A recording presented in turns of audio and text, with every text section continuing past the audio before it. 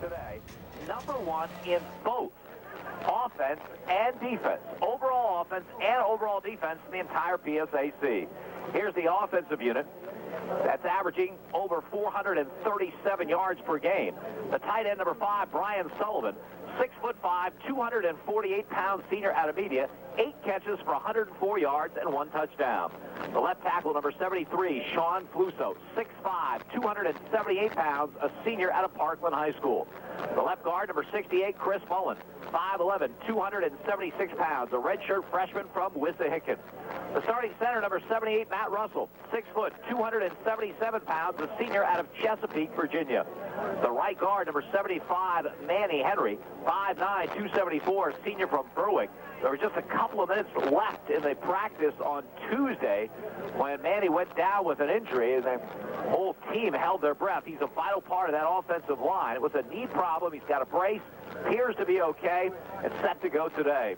The right tackle, #61, Jeff Smith, 6'2", 292, a senior out of Pittman, New Jersey. At the wide receiver, #19, Terrell Johnson, coming off a big effort against Westchester last week. 5'9", 151-pound sophomore and a Central Dolphin, 13 catches on the season, averaging over 21 yards a reception out of 66-yard grab against the Gold Rams last Saturday night. The quarterback, #10, Eric Miller, 5'11", 167-pound senior out of Abington Heights, could make history today if he gets a touchdown pass. Bloomsburg University football history. He has 57 career touchdown passes. That ties the career mark set by Glenn McNamee, who played for the Huskies from 1993 to 1996. On the season, Eric Miller, 57% completion rate, 935 yards, and passing 9 touchdowns. He has been intercepted 5 times. The tailback position for most of the season split between Aristine Henry and Marquis Glaze, but Aristine Henry injured in that Cheney game 2 weeks ago. On the second play of the game, sat out the rest of that one, sat out the Westchester game, and is not in uniform today. Marcus Glaze, though, has been putting up great numbers for the Huskies, who are just now making their appearance on the near side of the field. Bloomsburg wear the maroon jerseys, maroon helmets, pants, the gold numerals, and trim. And coming out on the field to our right, Indiana, University of Pennsylvania. Indians wear their white jerseys with the silver helmets, red pants, red numerals, and trim. Talking about Marcus Glaze, the 5'10", 195-pound junior out of Conrad Weiser High School, 4th in the PSAC in rushing, averaging 7.7 yards a carry. In these 2 games where he's had to play full time, he's rushed for 386 yards and 4 touchdowns. So Glaze doing very well as the full-time tailback now for the Huskies. The fullback, #26, Doug Warner, 5'10", 222, a junior out of Conrad Weiser. And Jamison McLaughlin, #29, 5'7", 209, a sophomore from Petersburg, Virginia. At the flanker, #8, Mike Loco, 5'10", 186-pound senior out of Phillipsburg, New Jersey, all-time leading receiver for the Huskies, closing in on a couple of other records as well. That's the starting lineup offensively for the Huskies under Danny Hale in his 8th year as head coach. They come in 3-2 overall, 2-0 in the PSAC East. Andy Lickney with us for Husky football this afternoon. And Andy, we talked about Bloomsburg's schedule, the big challenges along the way, but year in and year out, if Indiana is on the schedule, Bloomsburg generally recognizes this as the challenge on their schedule. I certainly think so. This is the big one, Jim. Indiana has that program, has that great reputation, tremendous talent, outstanding coaching. Year in, year out, year mark this one, and this is sort of the stepping stone for Bloomsburg to really make a statement for themselves. I think they've been looking forward to this game. You know, you're at a midpoint. You're on a little bit of a roll.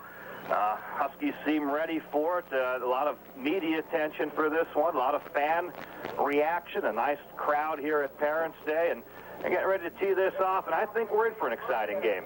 Now, Bloomsburg has confidence that that offense, which is #1 in the PSAC, can move the ball against anyone, but they'll get their biggest challenge of the season to date. against an Indiana defense that is always strong and features two of the best players that we'll see all year. Mike Borisenko, that middle linebacker, is terrific, and Roger Wilson, a defensive end, is going to be the all-time sack leader in the PSAC before he's done. There's some outstanding talent on that defense. Outstanding talent within those individuals, but throughout, their starting 11 is going to be outstanding. You're going to see a great defensive end in Jay O'Neill. Buffon's a returning starter. 3 of the 4 in the secondary are returning starters, including John Pancake, who made an impression on me last year. You know, it's a very solid unit where everyone's very strong. Then you have that standout type of talent along with it, the type of record-setting performances. Indiana won the toss, deferred to the second half. They'll kick off. Bloomsburg will get the football moving from our right to our left here in the first half. Adam Kusinek will kick off for Indiana. And the 20th meeting between these two schools is underway as Kusinek's kick is a low line drive kick taken on a bounce by Brian Stone on the far side of the field, and he is tripped up. This gets over the 30 to the 32. Adam Kusinek, who kicked off among the people in on the stop for the Indians. So Bloomsburg's top-rated offense will come onto the field, and they'll be going against an Indiana defense that lines up with Jay O'Neill and Roger Wilson at the ends, Tim Buffon and Brian Harris at the tackles. Fabiata McKeithen, Jerry Pace, the outside linebackers, Mike Borisenko inside, John Pancake and Adam Boylan are the safeties, Randall Taylor and Joey Flora are the corners. First and 10, Bloomsburg at their own 32-yard line. I formation, Marcus Glaze at the tail of the tandem. He gets the call, looks for some running room, and is tripped up as he gets to about the 35-yard line. Mike Borisenko makes the stop. He's 6 foot, 240 pounds, a junior out of Altoona High School, 3-year starter. Last year, simply the best player in the PSAC West. As far as defensive players are concerned, he won that award. He really does get to the ball, and there he makes a beeline for Marcus Glaze. Of course, the Huskies playing without E.J. Henry in that tailback position. They'd love to have him along with Marcus Glaze. 2nd and 7 call. Glaze again breaks a tackle at the line of scrimmage and gets close to the first down yardage over the 40 to the 41-yard line. Talking to the Bloomsburg coaches before the game, they said, we have to run the ball at least a little bit. They have to establish something on the ground. He says no one's been able to do that against Indiana, a team that gives up only 113 total yards in rushing per game. Well, they've shown the commitment. Both plays off the right side over Manny Henry and Jeff Smith, and they've approached the chains, a short 1 yard here on 3rd and 1. Again, the I formation. Lex Taylor in as a blocking back on a wing to the right. 3rd down call. Long count by Eric Miller. Then gives the ball to Glaze, tries the right side, and gets the first down. Marcus Glaze out to the 44-yard line. Adam Boylan, the free safety, 4-year starter for this team, makes the stop. But the Huskies move the sticks on 3 running plays to Marcus Glaze. That's big. That's very big. 3 running plays, and you do move the chain. I think mentally, the Huskies, the offensive line, the running backs, the whole offensive unit says, hey, we can do it. As strong a reputation as we're seeing in IUP, we took 3 plays and we moved the chains. That's significant. Slot to the right side on 1st down. Miller rolls, fires to the sideline, has his man. Terrell Johnson makes the grab at the Indiana 47-yard line. Granville Taylor knocks him out. But Eric Miller on the roll to Terrell Johnson, very close to the first down yardage. In fact, close enough for a measurement. The officiating crew for today's game, Gerard McGinn is the referee. James Peterbaugh is the umpire. Jeff Cooney is the linesman. Christopher Gorson is the line judge. Robert Mulhern is the field judge. The side judge is Joe Yoakum. Big game for Gerard McGinn, the referee. The NFL has a person here evaluating his performance. He's looking to step up to the big time. So here he's lining up this measurement and looking very professional. Just short, indicating up here to the press box, about 2-3 inches. Big passing play. Huskies established 3 plays, 3 running plays, got it going on the ground. Now they mix in the pass. And a pass that doesn't go to Mike Lelko, but rather to his counterpart, Terrell Johnson. They're in twin receivers here on the near side. Both ran deep outs, one at about 11 yards coming back to about 9.5. Lelko's a little bit deeper on the inside of the slot. But a nice completion, so the Huskies varying that offense and set up with a very nice 2nd and short on the right side of midfield. 2nd and inches, Bloomsburg at the Indiana 46-yard line. Huskies marching off the opening kickoff. Glaze behind Werner in the I formation, slot to the right side.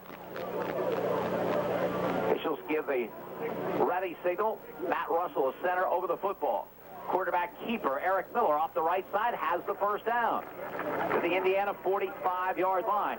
And getting back to that pass completion, you can't overstate how important it is for Terrell Johnson to emerge as a receiver for the Huskies as he has. You need the counterpart. Mike Lelko's going to make his catches, but if he's the only one making the catches, you assign him double coverage. Now with Terrell Johnson balancing out the receiving 4'1" to each side and have that defense make a decision what they want to do. From the Indians' 45-yard line, the give is to Glaze off the left side, not much doing. Battles ahead for a couple to the 43. Borisenko coming hard from his middle linebacker position. Mike Borisenko made a big play last week. Slippery Rock was threatening to take the lead late in that game on a fourth down call near the Indiana goal. He knocked down a pass. In fact, he was the divisional player of the week, 10 tackles and a sack in that big pass breakup in that game. 2nd and 8, Huskies at the 43. The bright sunshine comes out now at Redmond Stadium. As Miller off play action, rolls to his right, looking downfield, throwing long for Lelko, comes back, tries to make the catch and cannot. As Jerry Flora wrapped all around Mike Lelko. I think he might have had trouble with the sun, Jim. He had the man beaten. Miller's throwing on the run and leads him just enough. Flora coming back collides, but it's an incidental contact that they're going to allow. Flora doesn't see the ball. Lelko's trying to come back behind his back to make the catch. But watching the way the shadows were on the field, that bright sun that had just emerged and now has gone behind the cloud just may have caused enough of a problem with the glare to prevent that catch, as well as that little incidental interference. Big call, Bloomsburg. 3rd down and 8. The ball at the Indiana 43-yard line. Eric Miller will operate from shotgun. Slot to the right side. Lelko wide left. Miller has the snap, steps up into it, fires for Lelko, too high. It's tipped and picked off by Boylan. To the 40, to the 45, and out to the 47-yard line. So in a game where Bloomsburg cannot afford to turn over the football, they do very early, and Indiana in great shape for their first possession. Yeah, changes dramatically the field position. Huskies, if that ball's incomplete, would be punting, and actually it should have been completed. He was between the two zones, but Miller has to put it over the linebacker's hand, and Lelko's going to have to go high, but a little too much loft, and it goes off Lelko's fingers as well. The quarterback sitting behind that makes the interception and a fine return. Punt would have had this down around the 10-yard line. Now Indiana in great shape at their own 47 for their first possession. As the give is to Amir Dew off the left side, breaks through, gets to the outside, over midfield, to the 45, down the sideline, and tripped up inside the 35-yard line. So the game has started about as badly as it can for Bloomsburg. A big turnover to start, and now Amir Dew, who really gave them problems a year ago on his first carry, looks ready to take it in, gets to the 33-yard line, 1st and 10. Well, he's an outstanding talent. Huskies are aware of that. 1,188 yards last year, averaged 6.9 yards every time he touched the ball. He was stopped at about 2 yards, but then he breaks the tackle, and then he slides away from a few more. 20 yards on that carry, flag down before the play could get started. Bloomsburg defensively, and this is the #1 rated defense in the entire PSAC coming in. Jim Lanigan and Aaron Bordas at the ends, Dwayne Davis and Brian Sims at the tackles, Jeremiah Dyer, inside linebacker, Greg Roskis and Matt Keys on either side of him. The corners, Rudy Garcia and Judy Barnett. The strong safety, Toye Berry, and the free safety, Trent Flick. Penalty was a 5-yard procedure call against Indiana, so a 1st and 15 coming up. Indians with the ball at the Bloomsburg 38-yard line. Offset eye behind the sophomore quarterback Brian Ammerman. Gives the ball to Tink Stennett, looking for room and not much doing. As the gain to the 46-yard line, let's check that it was due on the carry. Jim Lanigan made the stop for the Huskies. So the gain is to the 36 of 2, 2nd down and 13. They're going to key on him. Frank Signetti goes pretty much with a standard offense, a vanilla offense. He does a great job in recruiting, and usually his talent level is just a little bit better where he can wear you down and have his great athletes make the plays, but he doesn't take many chances. He embraces the I formation. He likes to work that tailback.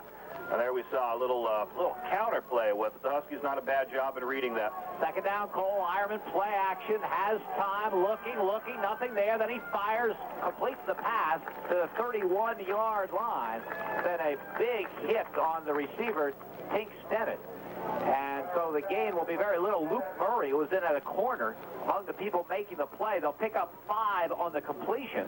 It'll bring up 3rd down and 8. Tink Stennett, who's been moved to fullback, sort of as an injury situation. There's a lot of receiving for this team. Tied for the number of receptions to lead it with 11. There he slides out of the backfield. They want to hit him at 4 yards and then use his running skills. He's had a 1,000-yard season for the Indians a few years ago before he injured that Achilles tendon.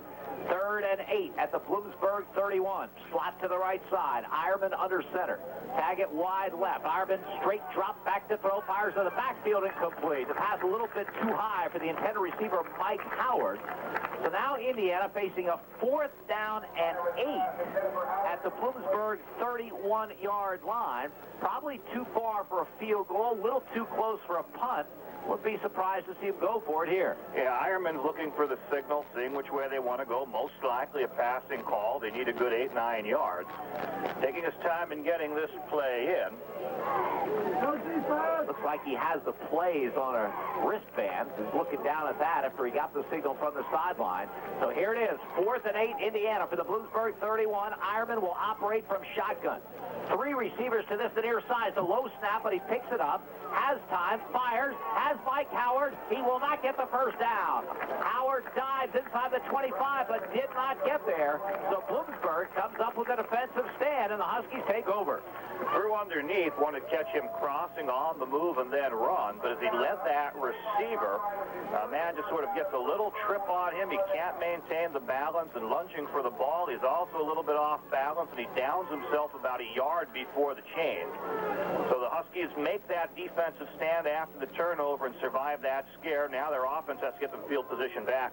1st and 10, Bloomsburg at their own 25-yard line.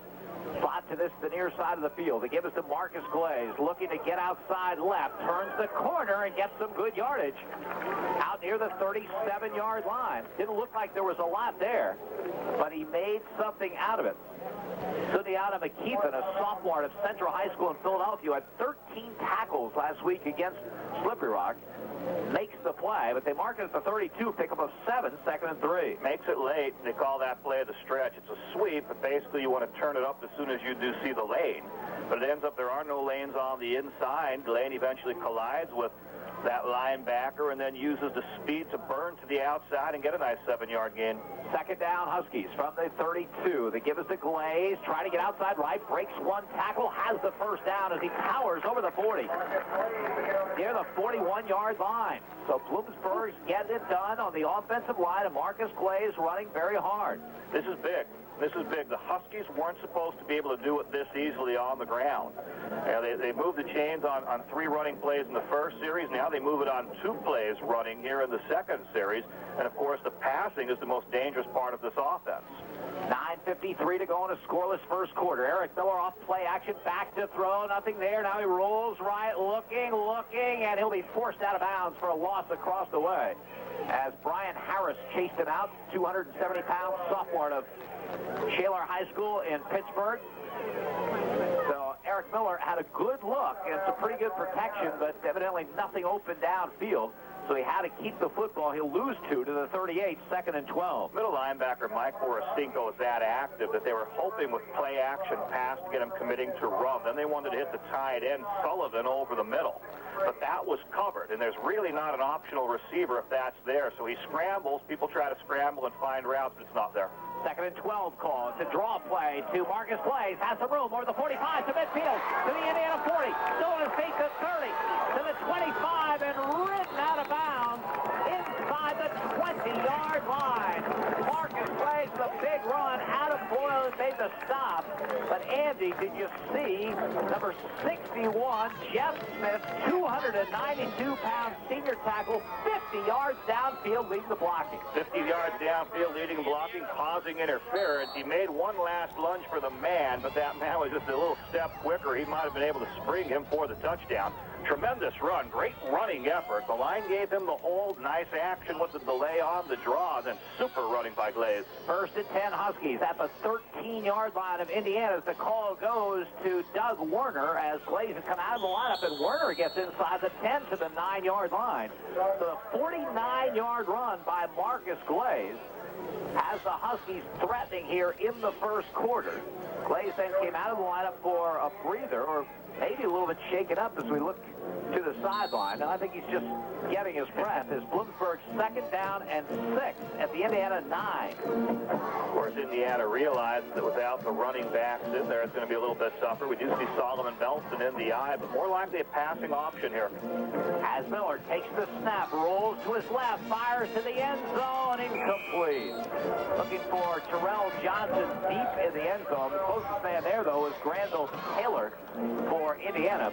So it's going to be a 3rd and 6 call. Bloomsburg at the Indiana 9. Big call. They don't want to have to settle for a field goal attempt. They certainly like to either get the change or better yet get it into the end zone, which is only 4 yards deeper. So I'd anticipate a passing call here. Ball's on the right hash. Often you like to roll toward the wide side of the field. That would be the quarterback's left. Marcus Glaze is in there, but Miller will operate from shotgun with a slot to the left. Eric Miller has the snap, has plenty of time, fires a wild pass, incomplete, and almost picked off again. He hasn't looked sharp, Jim. The passes have fallen incomplete. The one where the people were covered, he had to scramble. The one that was intercepted, right now he's not in his good passing rhythm, and that's hurting the Huskies just a little bit. Not that the receivers were open, but he seems a little bit tentative. The coverages might be confusing him. The receivers aren't breaking, and he threw that one a bit dangerously. The Huskies will have to settle for a field goal attempt by Chris Thompson. The hold at the 16-yard line. The hold will be by Mike Loco. The Huskies try to get on the board first. Snap is a little bit high. The placement's there. The kick is up, and the kick is good. Timeout on the field. With the score, Bloomsburg 3, Indiana 0. We'll be back in 30 seconds. Hey, thank you very much, Dave. Right here, it's 3-0. Bloomsburg leading Indiana as Chris Thompson's 26-yard field goal caps a Husky drive that started at their own 25. The big play along the way, the 49-yard run by Marcus Glaze. And the Huskies with that early advantage as Pink Stennett and Henry Lane await the Bloomsburg kick. Marcus Glaze off to a great start in this one, and he has some big numbers in the 2 games prior to this one that he has been the feature back for Bloomsburg. Guys, quickly, the freshman kick comes up short. Pink Stennett at the 14-yard line of Indiana to the 20. Gets by one tackler and another, and a good return. Finally, 2 Huskies have to bring it down to 35-yard line. So Indiana will once again find themselves in good field position. Last time they had it their 47, now they're 35. You mentioned the Huskies offense with Marcus Glaze, 7 carries for 75 yards, Jim, and that's very impressive. That was the area of concern. Could they run the ball? And they've proven right off that they can. However, the passing, which normally is a lot stronger, is 1 complete in 4 attempts with 1 being intercepted. And yet I think there will be a tempo and a rhythm established before this game goes much further in that passing game. Amir Dew is the lone running back for Indiana. He gets the call, tries to sweep the left side, and not much doing. Brian Sims runs it down for the Huskies. 6 foot, 245-pound senior co-captain out of Downingtown. Bloomsburg has been very stingy against the rush. Just 75 yards a game for the opposition. That's number 1 in the PSAC. Just a yard there for Dew. 2nd and 9 at the 36. They're going to see an outstanding running back in Amar Dew, though, and he's going to be very difficult on his opening carry. He could have been stopped for 2 yards, but he breaks free from tackles that most people would have, found themselves down with very quickly and stretched for 20. Now Stennett is the fullback ahead of Dew in the eye. Play action. Ironman back to throw. Fires incomplete. Headed for Chad Ames, a little high for Ames, the tight end. Rudy Garcia had the hit.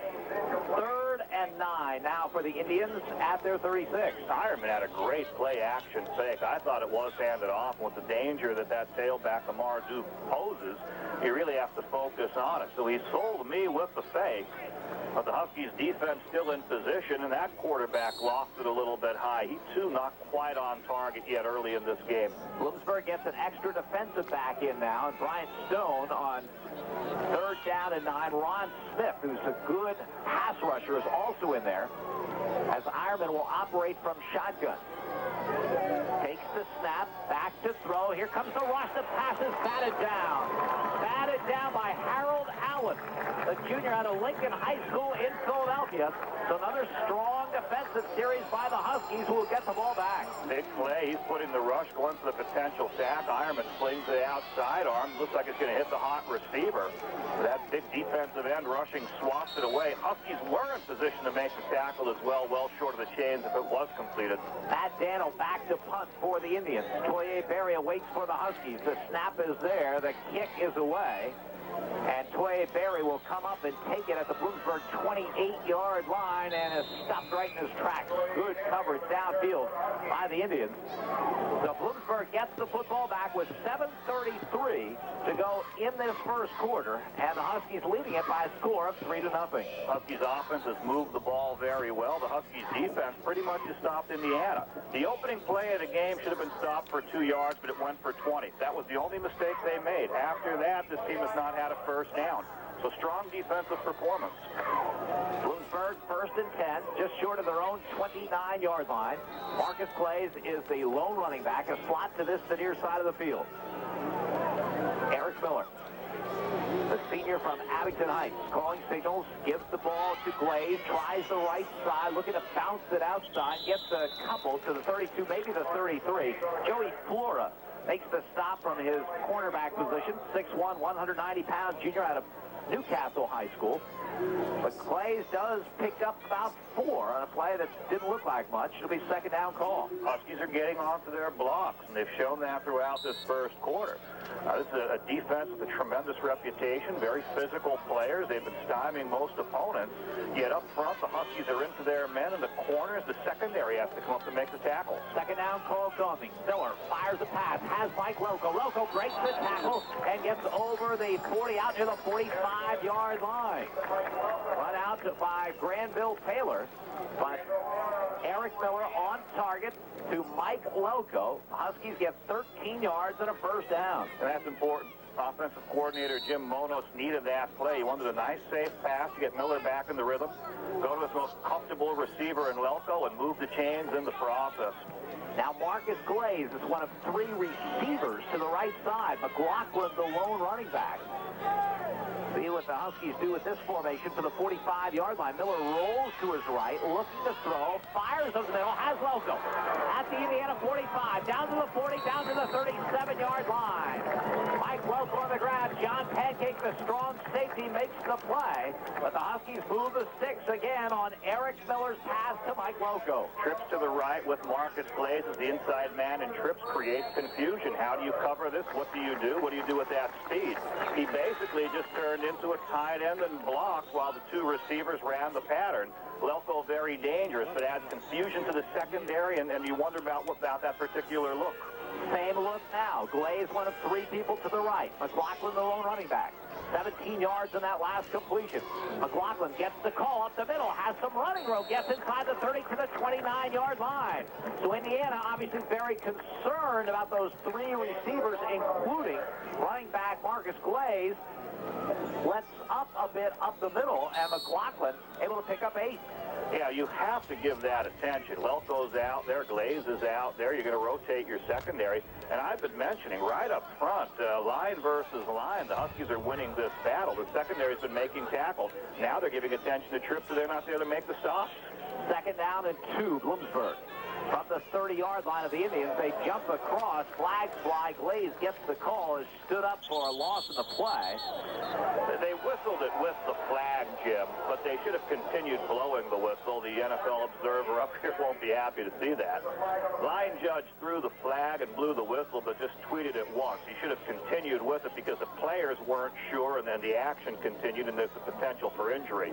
They induced the offsides by barking the cadence. Eric Miller tried that a little bit earlier, in the last series and just about got them to jump. He got them to stagger a bit. Now he pulls them across, and they get that change the easy way. Get first down for the Huskies. At the Indiana 25-yard line. 5 minutes, 43 seconds to go in the first quarter. Bloomsburg leading 3-0 on a 26-yard field goal by Chris Thompson. Yeah, that's big. You have a guy like Roger Wilson in there who's a career sack specialist in there, and he's going to be edgy. He wants to make the big play. Now, fake the end around. Miller going long for Terrell Johnson. Makes the grab for the touchdown. Eric Miller to Terrell Johnson for the score. Beautiful, beautiful faking. They wanted to give the look. There is a flag, however, Jim, and they're talking. Which way will this go? Wonderful play action fake. Gives the signal. An ineligible receiver downfield against the Huskies.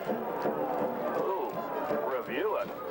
It was a strange look. It had play fake. They were showing one action. They were going to fake an end around to Lelko. That froze everybody on the inside. Apparently, with the play action faking, one of the linemen must have continued downfield giving the run look. They wanted to explain. They're walking up saying, hey, it wasn't me.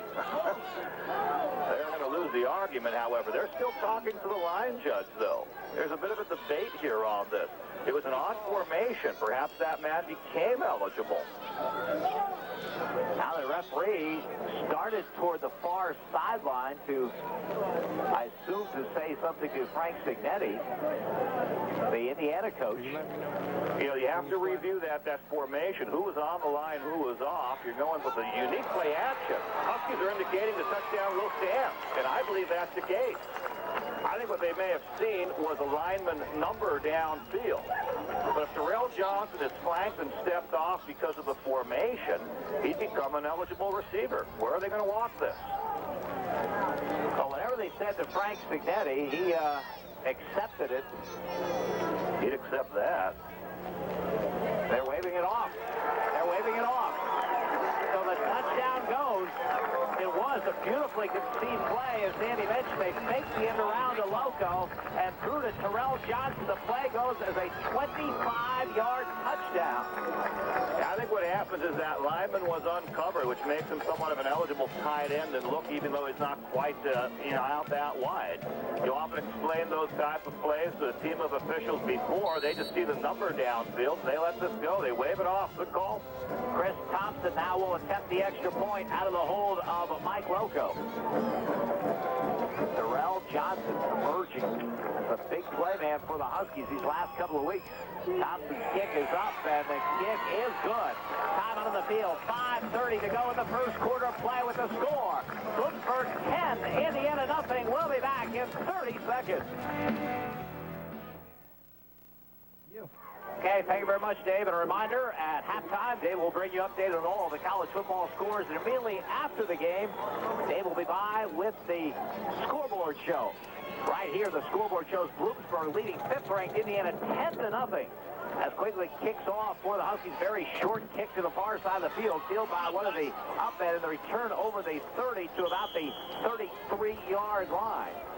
So Bloomsburg's defense, which has been very strong so far, onto the field now. The Huskies with a 10-0 lead over the 5th-ranked team of the nation, Indiana. Go back to the touchdown play, Jim. We gave a lot of people credit. The wonderful ball faking, the fake reverse, the action and all that. But give Terrell Johnson a lot of credit. He was in the end zone. He had beaten his man.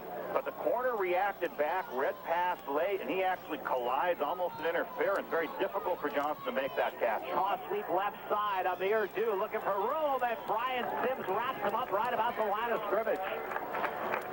We wondered what would happen if Huskies can get a lead, a 10-point lead. We might have even said hypothetically, because Indiana doesn't have the system that enjoys catch-up football. They like the I-toss plays. They want to rely upon the superior talent level that they possess. But will they have the patience to stay with that, and for how long? It's not a package that's an explosive package. It's a grinded-out package that usually can wear down the opponent. Second down and 9. Ironman from shotgun, hands off to Tink Stennett, has some running room and gets over the 40 out to the 42-yard line. So from shotgun, they hand off Mike Bolinski in there defensively for the Huskies. Makes the play. Bloomsburg uses a number of people defensively. Bolinski in on this series. Kevin Petrie, junior from Parkland High School, in there as well. So Tink Stennett gets close to the first down. Measurement for measurement. Yeah, they're going to take that measurement. Gerard McGinn signals that timeout, and they'll bring the chains over. I thought it was short by about 5-6 inches. They want to be exactly sure, and it's short by about 5-6 inches. I think they might want to be a little visible here with that NFL observer. And I wonder how he reacted to the flag that was a flag but wasn't a flag. But I think the important thing is that you do get the call right. And Gerard McGinn listened to the explanation, saw what man was downfield, then listened to formation from a different member. When he realized that that was a legitimate play, he does wave the flag off, and Frank Signetti, the opposing coach, has no question about it. Third down and inches, Indiana at their own 43-yard line. Bloomsburg really bunched up along that front. Quarterback keeper by Ironman. Boy, if he got it, he didn't get it by much. He went low, wanted to follow his center. He knew the snap count, and that center, Gabe Lavara, was able to get a little bit, but he didn't get a great push. They're signaling first down, and, you know, Jim, this is one I'd want measured. I don't see that 5-6 inches. I see it in the same place. They feel enough of a push, and they have a better perspective from down there. Clock running, 4:14 to go, first quarter. Bloomsburg leading Indiana by a score of 10-0. Huskies have not defeated Indiana since 1985. That was in the PSAC championship game here at Redmond Stadium. Ironman, fake handoff, back to throw, has time, looking long for Ocasio, incomplete. Terrific defensive work by Judy Barnett. Barnett is only 5'5". Ocasio at 6'2". Barnett timed it and got up there. It goes as an incompletion. He had to play it physically. Carmelo Ocasio had the outside position. I thought he pushed off a little bit about 5 yards before that pass. So then Judy Barnett decides he's going to get physical, and he's going to push off the ground and go very high and maybe even into the receiver. I think the officials downfield may have seen the one initial bump, let it go, and then they saw the other one, so we'll let that one go too. So they've been allowing for physical play in the secondary on passing situations. Second and 10. Dew is out of there. Stennett, the lone running back. Ironman back to throw. Fires a quick one. Incomplete. Nearly intercepted.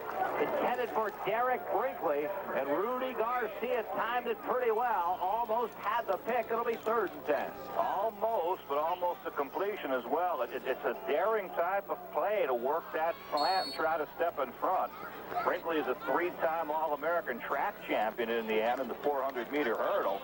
And boy, if he catches it, he has the speed to go. And if the secondary is going to come up and take the risk, it's dangerous. It's a high risk, could have been high reward. Garcia down there on his knees, wishing he was able to hold on to it. Tough one. Brinkley wide right. Ocasio in the slot that way. 3rd and 10, Indiana. From shotgun. Ironman has the snap. Back to throw. Here comes the rush. He's hit. He fumbles the football. Brian Stone picks it up at the 35, the 30, and Stone to the 26-yard line. The ball was stripped by Brian Stone, a freshman out of Connecticut who made the play, picked up the football, and Bloomsburg in business in Indiana territory. And they called it right. The officiating crew is right on it. It is that official, Gerard McGinn, who has to watch that play. The quarterback pumps the arm back. But as he goes to bring it forward, it hasn't moved forward yet. They're able to hit it, and that knocks the ball away. So it is a fumble. The beanbags come flying out from 3 different officials to mark the spot of the fumble. And then Stone has the presence to pick up the bouncing ball and make some return yards. Big play. 1st and 10, Huskies at the Indiana 27-yard line. Grazes the tailback in the I formation. He gets the call off the left side, gets inside the 25, down to the 24, maybe the 23-yard line. Bloomsburg looking to add to a 10-0 lead with 3:28 to go here in the first quarter. They really would like to put this this one on. Again, Indiana, while they're a powerful team, they're not going to, it's not part of their philosophy to play catch-up. They're already out of their game plan. They're throwing a lot more than they'd like to. They'd like to rely on that tailback running, but they feel they need to make up points when they're down 10-0. If they're down 17-0, it'll be really different. Three receivers to the right. There's a shuffle pass to Marcus Blaze at the 20. Cuts it into the 15 and down to the 12-yard line. Again, Bloomsburg used that formation where they put Glaze, one of three receivers to the far side. He's closest to the line of scrimmage. That time, he comes in and gets the shuffle pass in the middle of the field, picks up 11 yards in the first down. An awkward little forward flip with the left hand by Eric Miller, and it looked like there was a potential for fumble, but it would be a forward pass. Glaze gets possession and does some fine running after that. 11 yards altogether from the 12-yard line of the Indians. Miller gives the ball to Marcus Glaze straight ahead and not much doing. A yard, maybe two on the play. An excellent inside linebacker, Mike Borisenko, 240-pound junior out of Altoona, makes the play for the Indians. Miller used the cadence well again, almost threw the offsides penalty, and while he doesn't get that, the defensive tackle who flinches now gets back on his haunches and is passive as the play comes at him.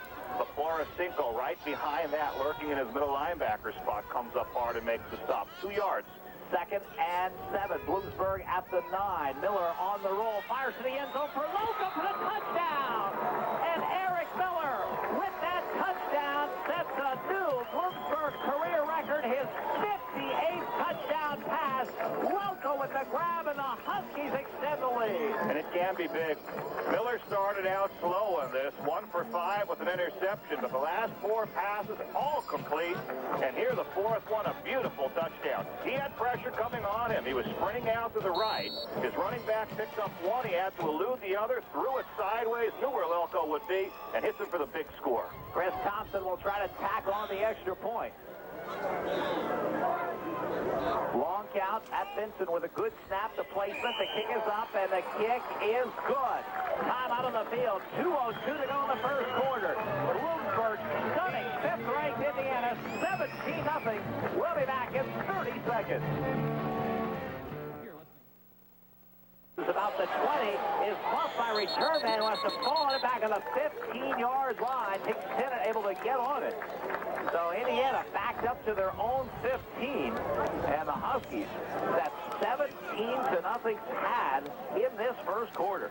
17-0 pad against an offense that hasn't been scoring as many points as they traditionally do in other years. Down 17-0, do they start trying to open it up more? Normally this team would run 3 plays for every one, possibly that tailback and have them grind it out. Here in this first quarter, 7 runs, 7 passes. That's a higher number than they usually would go with. Amir Dew is the tailback in the I formation. Tink Stennett ahead of him. Dew gets the call on a delay. Looks for some room. Mike Walensky wraps him up, but he does get out to about the 19-yard line. Picks up 4, 2nd down and 6. Nice run, shows the patience. Of course, they feel that these tailbacks and fullbacks between Dew and also Tink Stennett can break the big play if the Huskies are going to sort of back off and watch more for pass. So they won't abandon that tailback game, especially not this early. Dew now is the lone running back behind Ironman. Double tight end alignment. 2nd down and 6. Indiana from their 19. Amir Dew gets the call, looks for some room, and there is nothing there. Gets maybe a yard on the play. Didn't wait for the trap to develop. He had Brandon Hunt coming over and giving him the trap block, and there eventually was a collision, but Dew had already run into the tackler at that point. So he didn't allow for that to develop. Maybe needs to be back a little bit further in the eye. Maybe he's a little bit jumpy that they're down 17-0 and a little too aggressive in his start. But they're not going to do it that way. Huskies smothering it. 3rd down and 5 call. Indians at their own 20-yard line. Slot to the left side. Ironman back to throw. Fires, has Howard to the first down.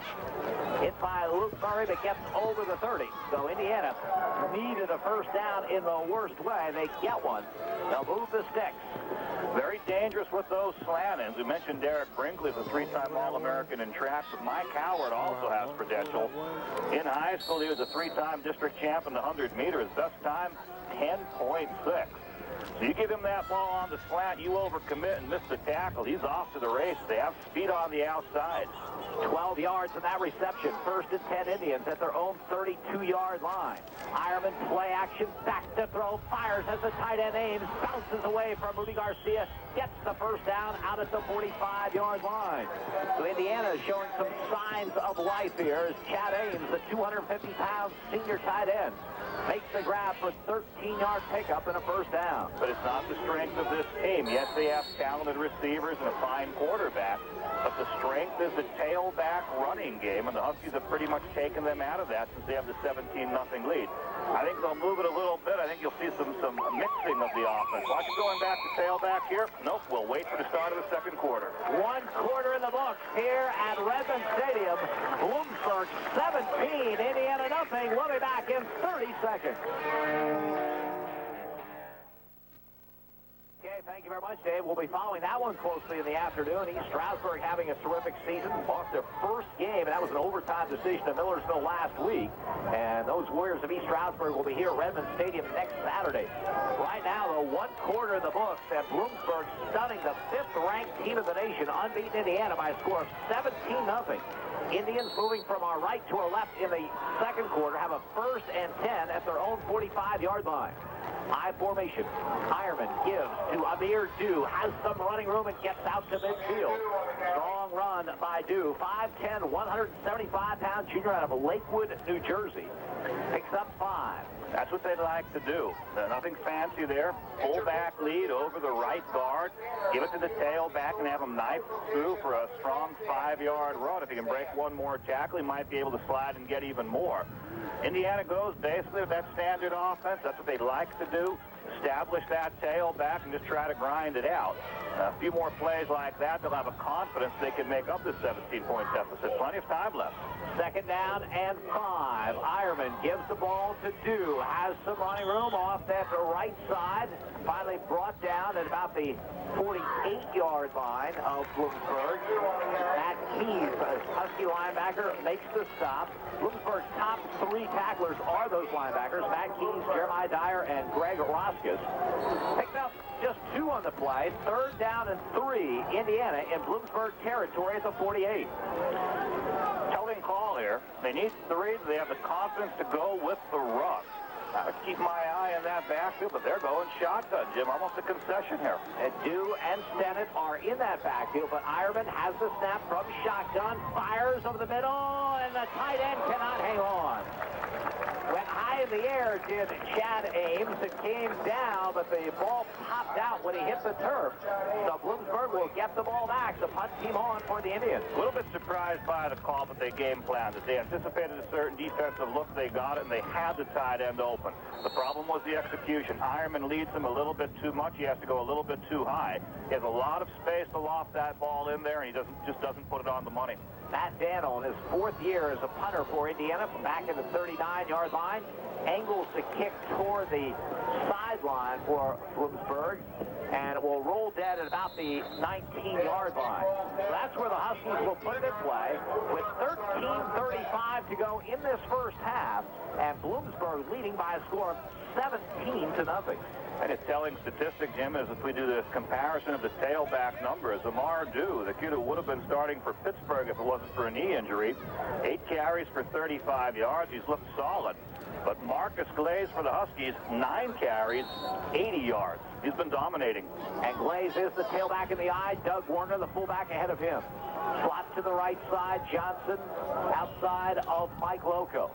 The call goes to the left side to Marcus Glaze. Hit behind the line of scrimmage. He'll lose yardage. Terrific defensive work by number 2 defensively for Indiana. That would be Granville Taylor, a junior out of Roxborough High School in Philadelphia. So Glaze will lose the yard back to the 18, 2nd down and 11. Coming up strong, but the Huskies are engaging people. The people who are in the box are being blocked. The cornerbacks have to come up to stop these sweeps, and that's dangerous because now the Huskies can go with play action pass and try to beat them deep. Now Glaze is the lone running back. Warner is one of 3 receivers to the right. Glaze gets the call on a delay, looking for some room, and pounds out to the 25-yard line. So Marcus Glaze will get some yardage. Brought down by number 43 defensively. That's Roger Wilson, that outstanding senior defensive end out of the Keysport, whose name has been absent from our tackle call so far. And he actually played that poorly. He ended up making it downfield. He was blocked out of position. He got turned around. He eventually bumps into the runner who's trying to juke around him. 3rd down and 4 for Bloomsburg. Miller back to throw. Pump fake. Nothing there. Got to reverse his field. Fires and incomplete. Well, that's a great defensive effort by Jay O'Neill, 235-pound senior out of the Scotland School. Anyway, Miller reversed his field. It looked like he was going to have a lot of running room to this near side of the field, and he would have if not for O'Neill. He would have rolled to the left, and everyone went with him when he reversed the field. I thought he was going to run for 20, 30 yards, but O'Neill, even with his size, changes with him, takes the angle away, and forces that pass, which really doesn't have a chance. Huskies' first punt of the day. Joe Dietrich has the snap, gets the kick away. Low line drive kick, and it sails that over the head of Pink Bennett, who goes inside his 10-yard line, looking for some room, and slips down at the 18, covered by Jim Lanigan. The line drive kick just kept going and going, and it surprised Bennett, went over his head, surprised me as well. And finally, Indiana take over at their 18-yard line. Kind of like a line drive to the center fielder. When it's not that high, it's very deceptive. But it's nice into the minimal breeze it is blowing, and it just kept on going. He got the ball to bounce back to him, and he got about 7 or 8 yards of that roll back. But still an outstanding punt. Tremendous change of field position. 12:03 remaining in the first half of play. Bloomsburg leading Indiana by a score of 17-0. 57 yards on that punt by Joe Dietrich. Now the Indians of their own 18-yard line. They give on reverse to Taggett, and beautiful play right at the line of scrimmage by Key. The play appeared to be set up well as they brought their wide receiver Ramel Taggett around an end around. Matt Keys was the only player that could have made the play for the Huskies. He did. He does, and he does it in the backfield. There's always one man who has responsibility for counters, reverses, and cutbacks. And he played his area of responsibility instead of drifting toward the original flow. He waited. He realized it was going to be a tough play. He makes a good sure-handed tackle, grabbing the jersey and throwing the man down. 2nd and 10, Indiana from the 18. The give on the play is to Stennett, has the running room, and then Matt Keys wraps him up about the 25-yard line. Well, when Stennett first got the ball, it looked like there was a huge hole for him to go a long way, but it closed quickly. It'll be a 3rd down and 3 call from the 25. Indiana's used a number of draws through this game with some success. It did seem like there would be a nice hole, but again, he's starting from 4 yards deep at the standstill. So even though he gets 9 yards with the ball in his hand, still not that big of a gain. 3rd and 3, Indians will operate from shotgun. Ironman has the snap. Bloomsburg coming hard. Fires to the sideline. Has his man. Breaks away Ocasio, but he stepped out of bounds. He does get the first down out at the 35-yard line. Carmelo Ocasio, sophomore out of Reading, makes the grab. They pick up 10. 1st and 10, Indiana. Yeah, strong throw. Passing situation, this team tried the run but could not get enough to the chain. So they're forced into the shotgun passing with Ironman at the gun control. And he zips it to the sideline. Ocasio then is able to shake one of the men. The other one sort of works him into the sideline. Looks like he can break free from that, but he'd stepped out of bounds. So the Indians with the ball at their own 35-yard line with a 1st and 10. Offset eye behind Ironman. All kinds of movement on the line and flags and whistles. Yeah. Andy, we haven't seen Indiana to know what their trends are, but I really think, and I know you mentioned this earlier, when they get a 3rd down and 2 or 3rd down and 3 and operate from shotgun, it may be just pure respect for Bloomsburg's defense. I think they've made a concession. This is a team that always figures you can take that toss sweep or that I-formation isolation play and get 2, 3, 4 yards. I was very surprised earlier when they had a 3rd and 3 that they went from the shotgun right off. I mean, at least if you're under center, there's a threat of run, and play action can go. That's just such an obvious concession. We're going to go to shotgun because it's such an obvious passing down. We can't make it with the run. It's a tip of the hat to Bloomsburg. 1st and 15, illegal procedure against the Indians. 6'8" Hudson, the left tackle, 330-pounder, lifted his hand before that ball came out. Tried to freeze with it, but he got caught. Ironman from shotgun. Double slot formation. Has the snap. Back to throw. Fires a bullet to the sideline. Terrific catch at the 40-yard line by Mike Howard on the turf. They marked at the 39. They'll pick up 9, 2nd down and 6. Yeah, but this isn't the game plan they want. They don't want to have to rely upon the passing of Brian Ironman. He's doing a nice job. Been on target with a number of passes. They have very dangerous receivers, extremely talented and quick individuals. But again, it's not the bread and butter of this team, but they're down by 17 points here in the 2nd quarter, and they're out of their game plan early. 2nd down and 6. Ames is the tight end of the right side. I formation. Slot to this, the near side of the field. Ironman, the sophomore quarterback under center, has the snap. Play action. He's back to throw. He's firing downfield. He has his man of Casio. He is really hit hard, but gets to the Bloomsburg 38-yard line. And Judy Barnett down on the play for the Huskies. Vicious hit. They are finding the seam, though, and Ironman's tall in the pocket and really heaving that ball well. A frozen rope right in the seam. There's about 4 Huskies within 7 yards of him, but at the moment that the ball is being caught, he has just that little bit of an opening. Huskies colliding hard on the tackle, a vicious hit, but it's the Husky who's down from that hit. 9 minutes and 49 seconds remaining in this first half. Bloomsburg leading Indiana by a score of 17-0. We'll be back to Redmond Stadium in 30 seconds. Timeout gets extended. So with 9:49 to go in the half, and Bloomsburg leading at 17-0, we'll be back to Redmond Stadium in 60 seconds.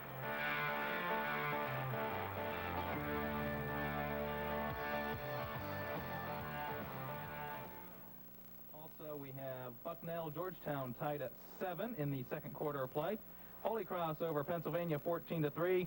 Brown shutting out Fordham 21-0. Dartmouth over Yale 14-10. Colgate over Princeton 27-0. Harvard shutting out Cornell 21-0. And Columbia leading Lafayette 12-0. That's a quick look at the scoreboard. Back to you guys. Field, they have brought on the stretcher, the ambulance close by for Bloomsburg's injured player, Junie Barnett. And now down below us, Danny Hale has brought his team into a tight huddle, no doubt to say prayers for Junie. As Andy mentioned earlier, his legs were moving to the extent of the injury, and hopefully all they're doing right now is on the precautionary level. But it was quite a collision of 3 different defenders, among them Junie Barnett, on the end receiver. Bloomsburg breaks the huddle around head coach Danny Hale. It's always a difficult time, Andy. We've been involved in a number of these over the years. It's a difficult time once the player is taken off, just the psyche of both sides, particularly the teammates of the injured player and how they'll react. I mean, everything had been going so well for Bloomsburg, but now obviously a bigger concern with their teammate. It is. It casts a pall over things. We have our crowd mic out, the windows opened here, and there's a silence in the stands, an awkwardness, and then to resume playing seems almost sacrilegious at times when you know that someone has been hurt.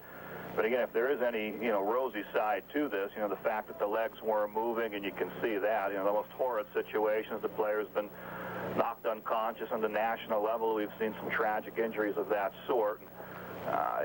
We don't see that type of thing here when we do see the movement. So at least, I feel a bit relieved. You feel for the player, you feel for your situation of pain. You never want to see an ambulance come out or a stretcher, but it doesn't seem to be that worst-case scenario. Junie Barnett is quite a story, really undersized for a college football player at the Division II level, just 5'5", 166-pound junior out of Fayetteville, North Carolina. We saw him make a big play against Ocasio earlier in the ball game. Andy speculated about the penalty, the flag that had gone. It was indeed unsportsmanlike against Indiana. We were wondering about the dead ball foul. They have changed that rule, though, so it no longer is the first and 25 situation. So Indiana will have it first and 10 back at their 47-yard line. With Bloomsburg leading in this ball game by a score of 17-0. Again, the series against Indiana has been pretty one-sided, but then again, almost everybody's series with Indiana in this conference has been one-sided.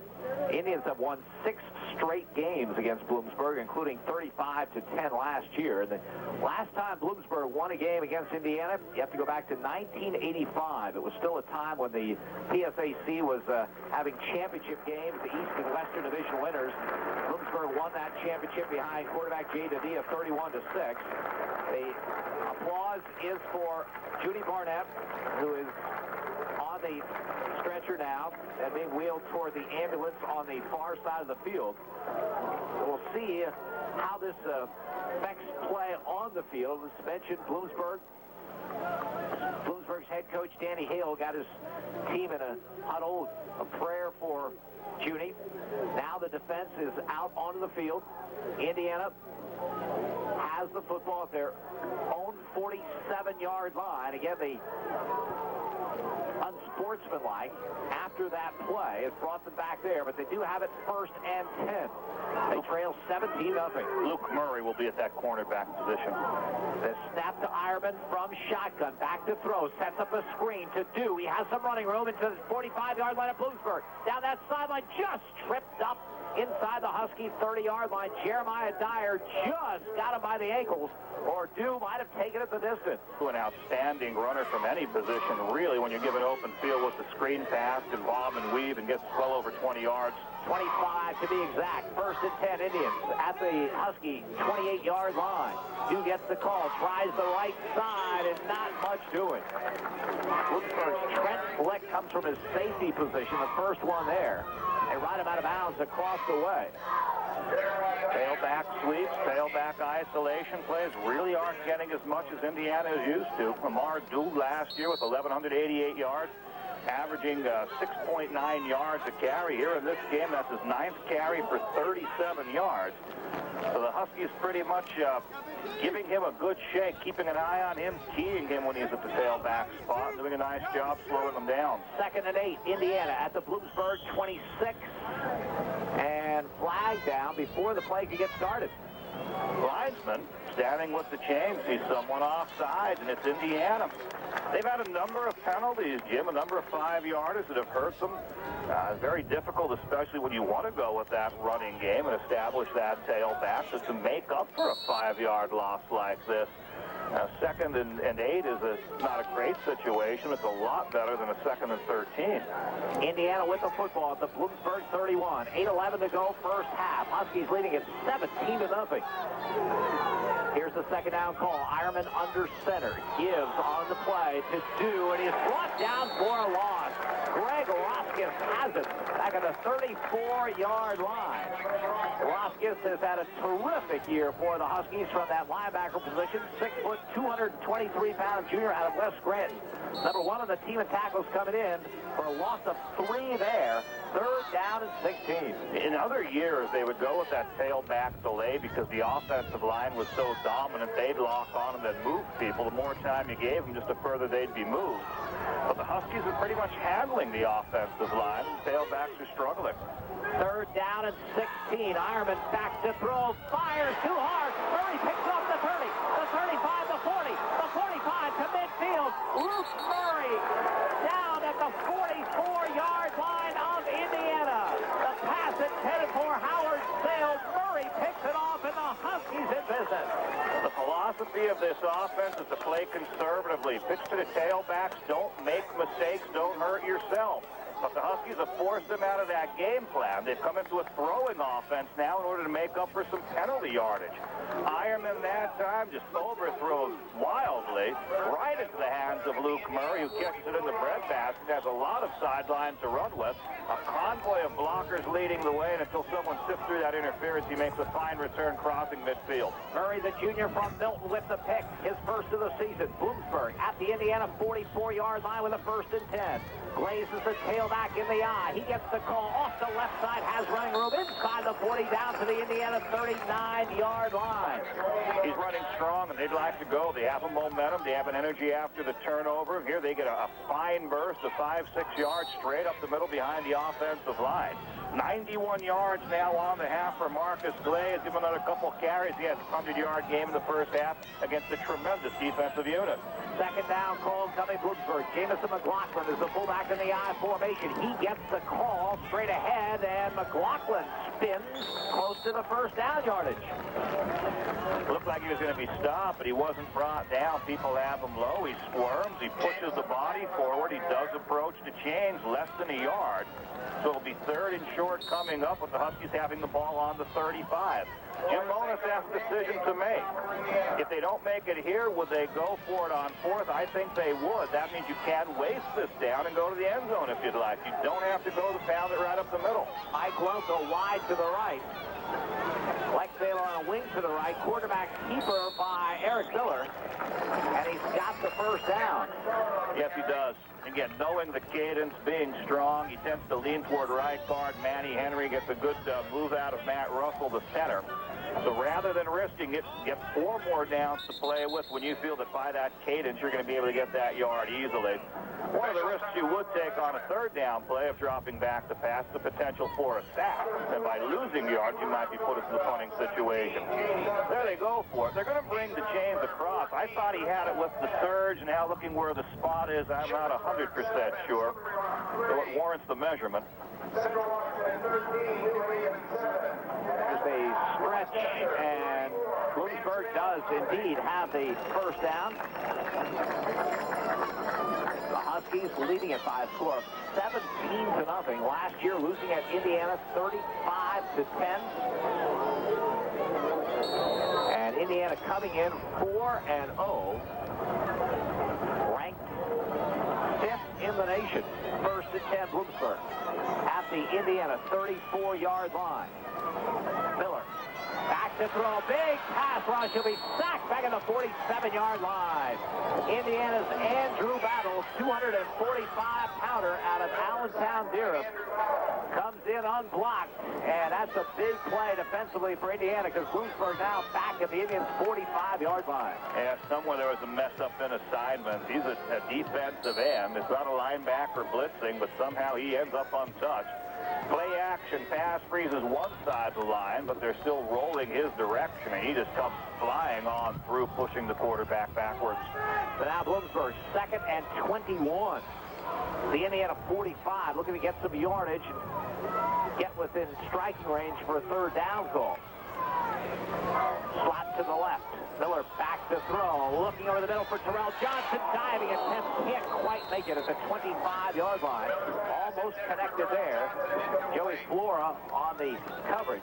We did get some information from the ambulance concerning the injured Husky, Judy Barnett. He was unconscious for a bit after that hit, then regained consciousness, was having a little trouble breathing. That was a big concern. He was moving his legs, as we saw from up here, so we hope all is well with Judy as the Huskies face a 3rd and 21 at the Indiana 45-yard line. Slot to the left side. Miller pulled away, and the snap was not there. Huskies are good for at least one of those every single game and drives Danny Hale nuts. You've got a senior center, you've got a senior quarterback, and it just happens every single game. It does, and I guess if it's going to happen, a 3rd and 25 might be about the same as trying for a 3rd and 20. You don't want to get desperate here, though. If you have to, you pump this away, pump this team in, and, try to make them go the distance to get any points before halftime. But the Huskies will put this in the air. And you certainly don't want a turnover here. 3rd and 26 from midfield. as a draw play to Marcus Glaze, and Glaze will get to about the 47-yard line. So Bloomsburg plays it conservatively. 4th and 23 will be the call, and Joe Dietrich and the punt team will come on. Yeah, they will, and it's a shame because they were way down. They're on the 34-yard line at one point in the series with a 1st and 10 after converting on a quarterback sneak. A number of situations, just push it on back. And credit the defense a little bit with the big sack. And Andrew Battle makes the big play. Now Joe Dietrich gets the punt away, sails it high, and takes Bennett at his 10-yard line, drops the football, scramble is on, still on, around the 5-yard line. Bloomsburg has the ball. Bloomsburg comes up with the football. Mike Bolinski has the ball for the Huskies down around the 5. Oh, too nonchalant. He went to catch it, backing up. He misjudged it a little bit. Then he catches it in front of him, looking downfield, and drops through his hands. And while it's bouncing, he still wants to pick it up and continue the run because he's so deep. He probably should have just fallen on the ball. They didn't want to make that concession. The Huskies come down. They go to hit him thinking he has the ball. They knock it away further. As the Huskies continue to come down and making the tackle, they outnumber the Indians. 1st and goal, Bloomsburg at the Indiana 4. Huskies leading it 17-0. Glaze is the tailback in the I formation. He gets the call, tries the left side, turns the corner, and gets it for the touchdown. Marcus Glaze in for the 4-yard line to the score. Oh, tremendous. Gives him 99 yards on the game, but what a turnaround again. The Indians proved tough with their defense, forced a punt to stop a Husky drive, but fumbled the punt away.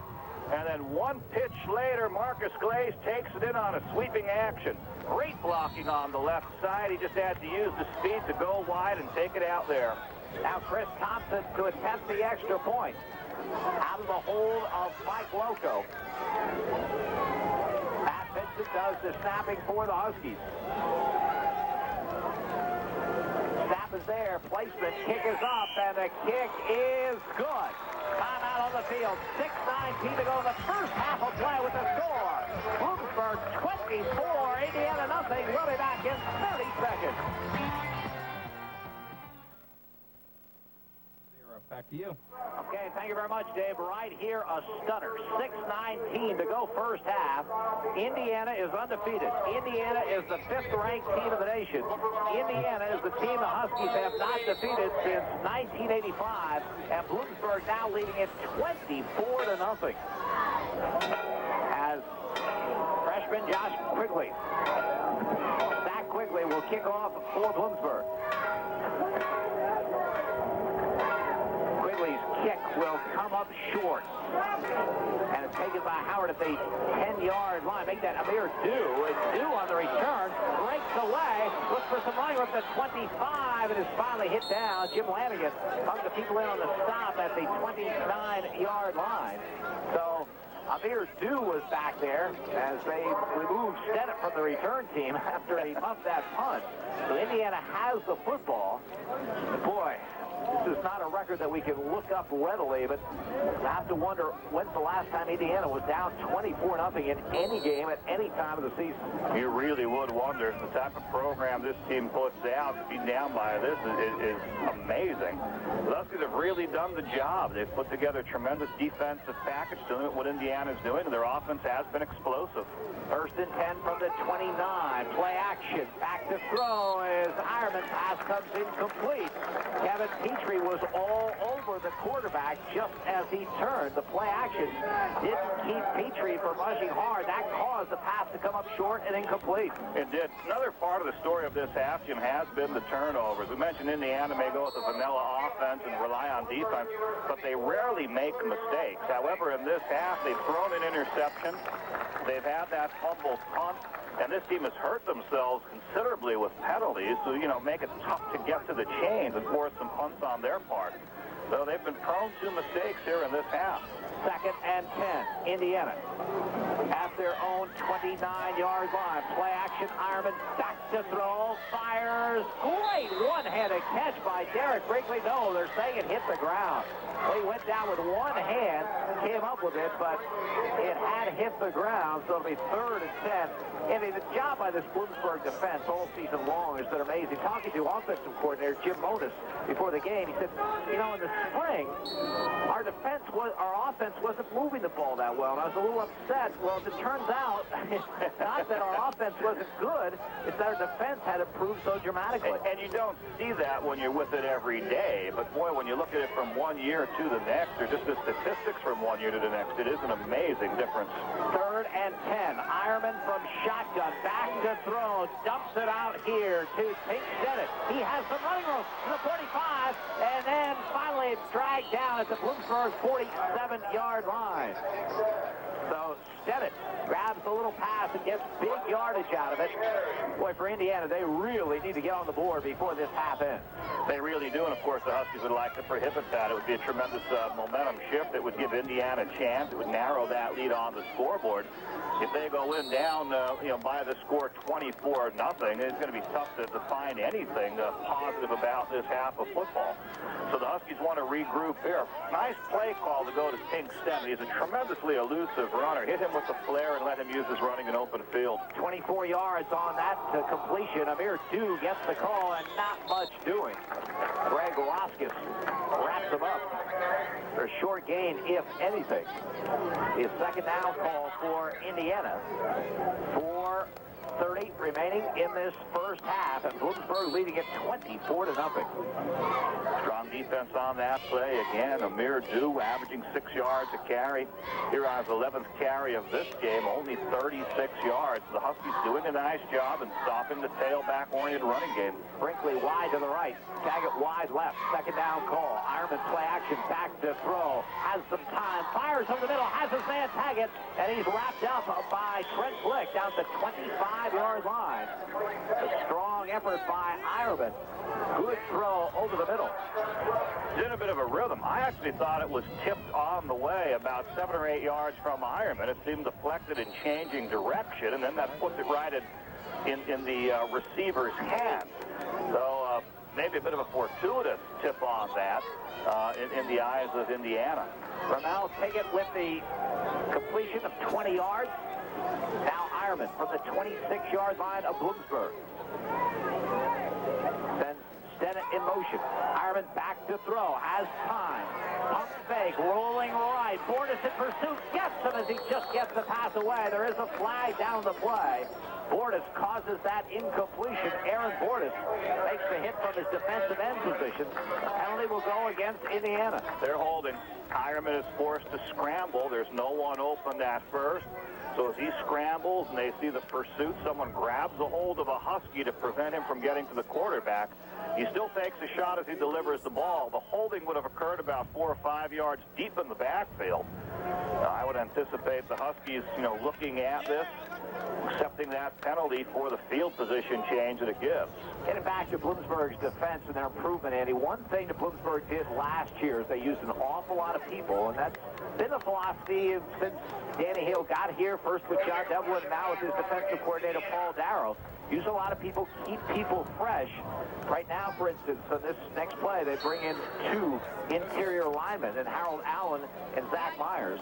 The ball back to the 38-yard line, the 1st and 22 after the penalty against Indiana. Fresh and hungry as well. Ironman from shotgun has time, then he's hit by Myers. The pass goes incomplete. So I just mentioned Zach Myers coming in fresh off the bench, and he hits that quarterback and causes the incompletion. Myers, 260-pound sophomore from Phillipsburg, New Jersey. Yeah, watching the game on the bench and realizing you're going to get your chance, you will be rotated in, you're pumping, you're waiting, the adrenaline's going, you're holding that in. When you finally make that jog on in, you get to explode into your man. You're sort of supercharged. You want to make something happen. It's not just a question of being fresh, but you really want to make an impact play because you know you're not going to have all that many plays in the course of the game. Brian Stone, who made a big impact play earlier, is in as an extra defensive back for the Huskies. Second down and 22 for Indiana. Ironman from shotgun, back to throw. Hit as he gets it away, but gets it to take it inside the 20, and he gets down to the 13-yard line, very close to the first down yardage. Luke Murray, Trent Flick combined the stop. Give Ironman credit. He's been taking some hits, but he stood in there. And the ball's at the 14, so they pick up 24 yards and a first down. They're finding a lot of opening right down the middle. The Huskies are taking the speed and the slants away. They're taking the deep routes away. But that middle reception area right in the middle of the field, they've been finding quite a bit of open spaces. Brinkley wide to the right. Pickett wide left. I formation from the 14-yard line. Toss sweep to Amir Dew. Send it out front, and he is hit and dropped. Oh, what a play by Matt Keys from his linebacker position. Boy, they had a blocker out in front and a fine tailback in Dew, and all of a sudden Keys just took on the blocker and the running back. They'll gain a yard to the 13. Yeah, physical. He just forced himself through it all. He wasn't going to wait to see how that's going to develop or fend off the blocker. Go through him. The concussion that knocks the next man down as well. About 1 yard on that physical play. From the Bloomsburg 13. Play action. Ironman fires for the end zone. Diving catch. Touchdown, Indiana. Ocasio makes the reception, and Indiana is on the board. Nice action. Play action, faking, and then he bootlegs. So he buys himself a lot of time. He's been pressured when he stayed in the pocket, so this time he bootlegs off to the left side. He's reading the field well. That man, Ocasio, is able to get position on his man. He drills it into the man who has inside position in the end zone. A nice, safe touchdown catch. Now Josh Talenko, a freshman at Economont Township, will attempt the extra point. So Indiana gets in this game with the touchdown late here in the half. The hold, the placement, the kick is up, and the kick is good. Time on the field, 2:16 to go in the first half with the score. Bloomsburg 24, Indiana 7. We'll be back in 30 seconds.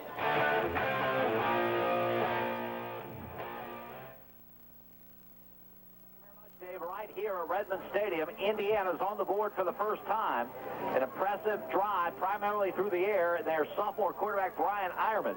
13-yard touchdown pass to Carmelo Ocasio, capping a 9-play, 71-yard drive.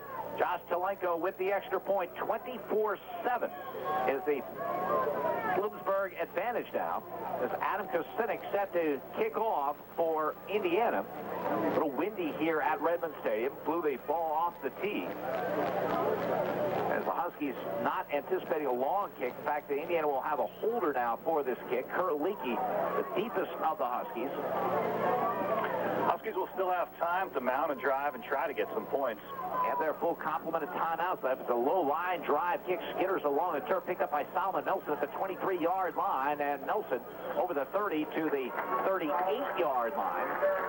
So the Huskies will put it in play there. We'll see how they play it with 2:08 remaining in this half, and Bloomsburg leading it 24-7.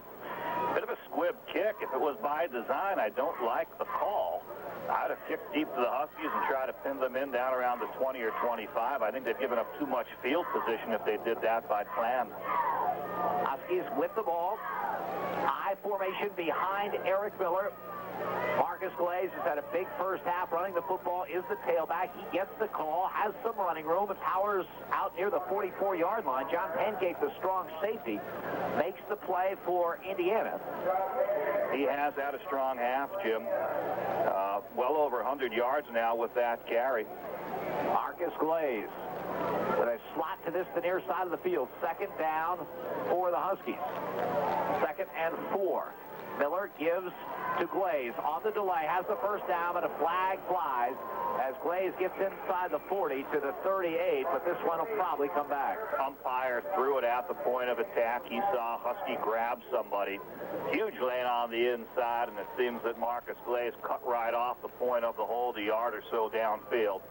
So they will bring it back. 1:36 on the clock. Now the Huskies might want a bit of a more conservative mode. You know, when an official makes a call like that, Andy, it makes it so assertively. You know, even if they're not sure, if they throw the flag like that, you think, well, it must have happened. Yeah. I think that's a good technique on the part of the official. Throw it with authority. Sell the call. And you wouldn't throw it unless you did see something that was obviously illegal. And plus, there's this huge lane on the inside as if someone has been grabbed out of position and tossed aside. So I don't think you're going to have that call questioned by any coaches or by any radio people. Well, it's been known to happen. 2nd and 15, Huskies back at their 34. Just 1:19 to go. Glaze will get the call, look for some running room, gets to the 40 and to the 42-yard line. So as Andy anticipated, they will play it a little conservatively. Dave Deneen in on the stop, along with Santiago McKeithen, and why not? I mean, you got the 24-7 lead. Obviously, a little disappointed that Indiana got that score in, but you know, if someone would have told you before the game, hey, you can go in with a 17-point pad at the half, you'd pretty much take it. You'd take a 1-point lead at half. You'd take being down by 7 to Indiana at half and find positives about it. It's been an amazing first half by the Huskies. 3rd and 8, Bloomsburg from their 41-yard line. Miller from shotgun has the snap, rolls to his left, fires across his body, incomplete, intended for Rocco Forgione. So the punt team will come on with 34 seconds remaining in this half. Joe Dietrich coming on. Tink Stennett will be back once again. Last time he lost a punt and Bloomsburg recovered. It led to a Husky touchdown that extended their lead. But he has the ability, Jim, if he catches it cleanly or even bobbles it, that gets himself going. He has a great broken field ability. Matt Vincent with the snap. Dietrich gets the kick away. Stennett will field it back at the Indiana 19-yard line. Gets over the 20 to the 25 and up to the 31. There is a flag down on the play, maybe a clip against the Indians. Normally it is against the receiving team, some sort of blocking infraction. Looks like another flag. Well, he picked the flag up and just threw it near to the pile. So, yeah, bring that back probably around the 20-yard line where the clip occurred and moved it on back. I think from that point you'll see Indiana just go with some standard runs. Reminder, at halftime, we'll be hearing from Paul Darrow, the defensive coordinator of the Huskies in our Husky Spotlight feature. Oh, what a terrific job he and his staff have done turning around a defensive unit that was near the bottom of the PFAC statistically a year ago, coming into today with the #1 statistics. And he'd really like to look good in this game, Jim. He had been on the Indiana staff, got a start there, learned a lot, had a lot of friends. We watched early, a couple hours before game time. He and some of the coaches from Indiana getting together for a little chat at midfield, sharing old times. And this is one he'd like to look good in, and he has looked good. His charge has played tremendous defense. There's still a Bloomsburg connection at Indiana. Justin Vent, who played for the Huskies recently, a grad assistant at Indiana. Penalty did go against the Indians. They're back at their 13-yard line with 22 seconds to go in this half as Ironman will set him down. And he gives on a delay, and Brian Sims wraps up the ball carry at the 19-yard line. So the Indians will not try anything as Tink Stennett got the call. They'll let that clock wind down. And the Huskies will go in at halftime with a score that will open some eyes around the rest of the PFAC when this one's announced. Bloomsburg, 24. Indiana, 7. We'll be back with the first half scoring in 60 seconds.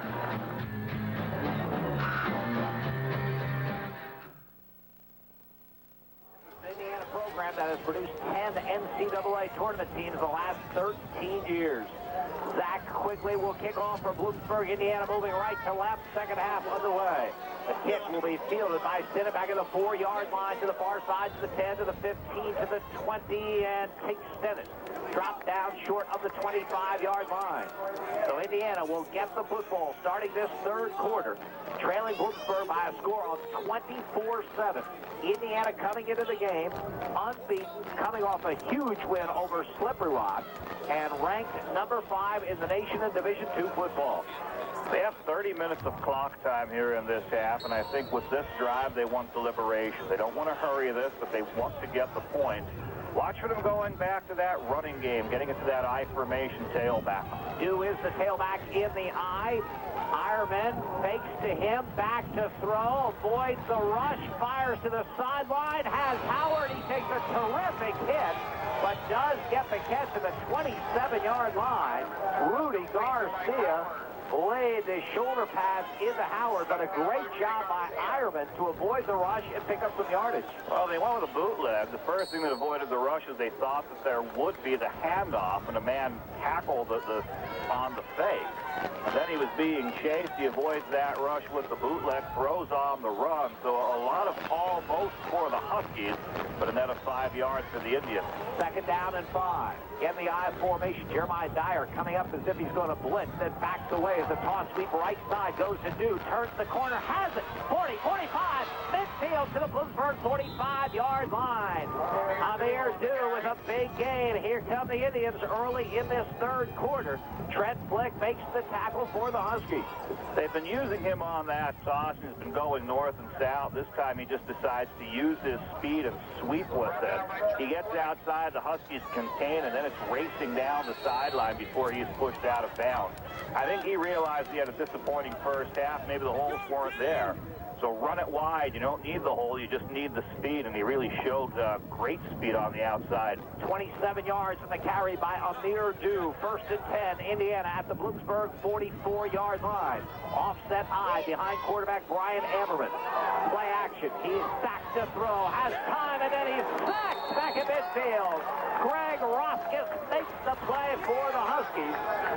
Ironman had some time, and then Roskis wraps him up. And boy, two Indiana linemen screaming at each other, pointing at each other. They have to be separated.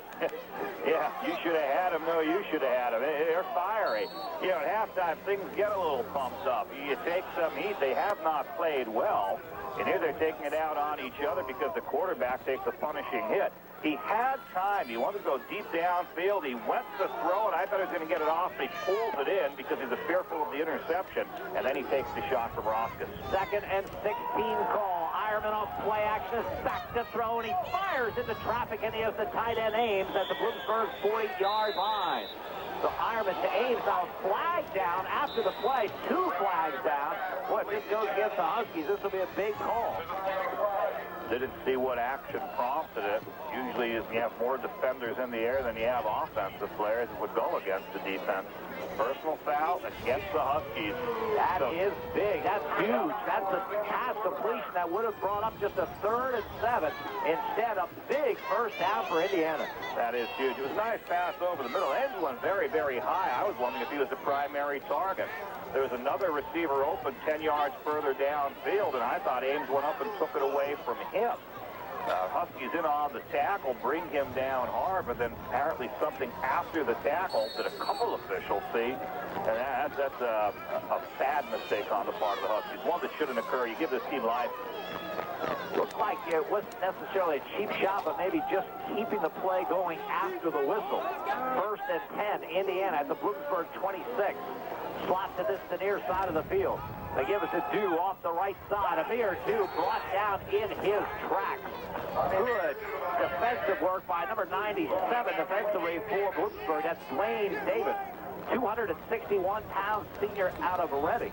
Just a yard for Dew. Second and 9, Indiana at the Bloomsburg 25. Yeah, he looks supercharged with the ball, but this time Dwayne Davis gets in, gets him by the ankles, and pulls him down for just about a yard.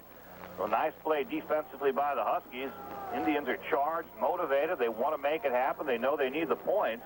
Looked like they'd have potential there, but no. Ames the tight end on the right side. Second down and 9 for the Bloomsburg 25. Ironman back to throw. Has plenty of time. Fires the ball. Tipped it incomplete. At the 10-yard line, Matt Keys, the linebacker, back in coverage. Got the tip ball. That'll be 3rd and 9. And then after the tip, the Husky secondary takes the receiver out. They timed it as that ball is on its trajectory, and it would be caught. They're going to hit that man and tackle him. Of course, once it's tipped, there's no pass interference. Huskies would have liked to have played tip drill and picked that one up as the interception. Here, a 3rd and long is a critical play. Indiana at the Bloomsburg 25-yard line. Slot to the back. Nothing there. Rolls out. Lobs the pass toward Brinkley, and it is caught at the 3-yard line. Oh, I don't like the call. I don't like the call at all. I just thought, no way he had possession. Rudy Garcia had it in his hands when he was in bounds. Then as they fall out of bounds, the receiver takes it out of hands and he chests it. I'd say no possession. But boy, the man there waves it and spots it on the 2. It's a discretion call, but not from my perspective. I call that an incomplete, caught out of bounds. But they get that call, and they have momentum there on the 2-yard line. Huge play for Indiana. First and goal at the Bloomsburg 2-yard line. Backs in an open set behind Ironman. Dew gets the call up the middle. Amir Dew is in for the touchdown. And Indiana does just what they needed to do. They drive off the third quarter kickoff, get in for the score, and they are very much in this football game. They are very much in the game, but how much did the offense earn? The Huskies defense tacks on 15 yards with an unsportsmanlike conduct penalty. And then a fortuitous call on a pass that I would have ruled as out of bounds. That's big chunks of yardage within this drive that they didn't really have to earn. So Indiana back in the ball game. The extra point attempt coming from Josh Talenko. His kick is up, and the kick is good. Time on the field, 11:24 to go in the third quarter. Bloomsburg 24, Indiana 14. We'll be back in 30 seconds.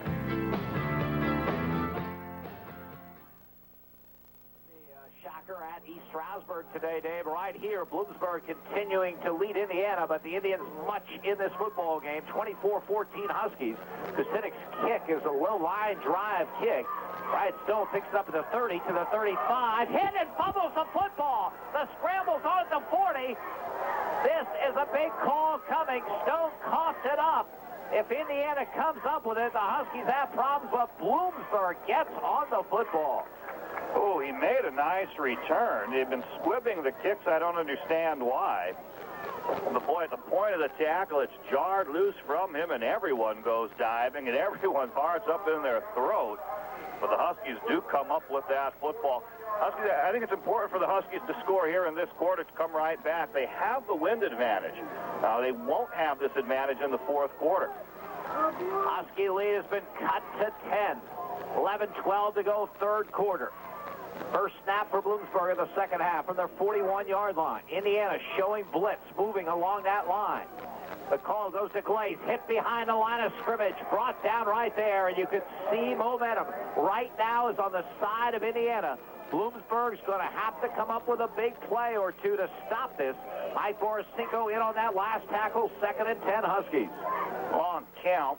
They're staggering that, trying to draw people off sides, but they're seeing blitz, they're seeing aggressive calls, and there was no way of audibling out of that late into the cadence. Brian Sullivan, the tight end, on the right side. Second down call. Miller back to throw. Fires the quick out way off the mark. Intended for Brian Sullivan. And now the Huskies will face a 3rd down and 10. Boy, the worst thing where Bloomsburg's concerned would be a 3 and out right now with Indiana having the momentum. And they do have the momentum.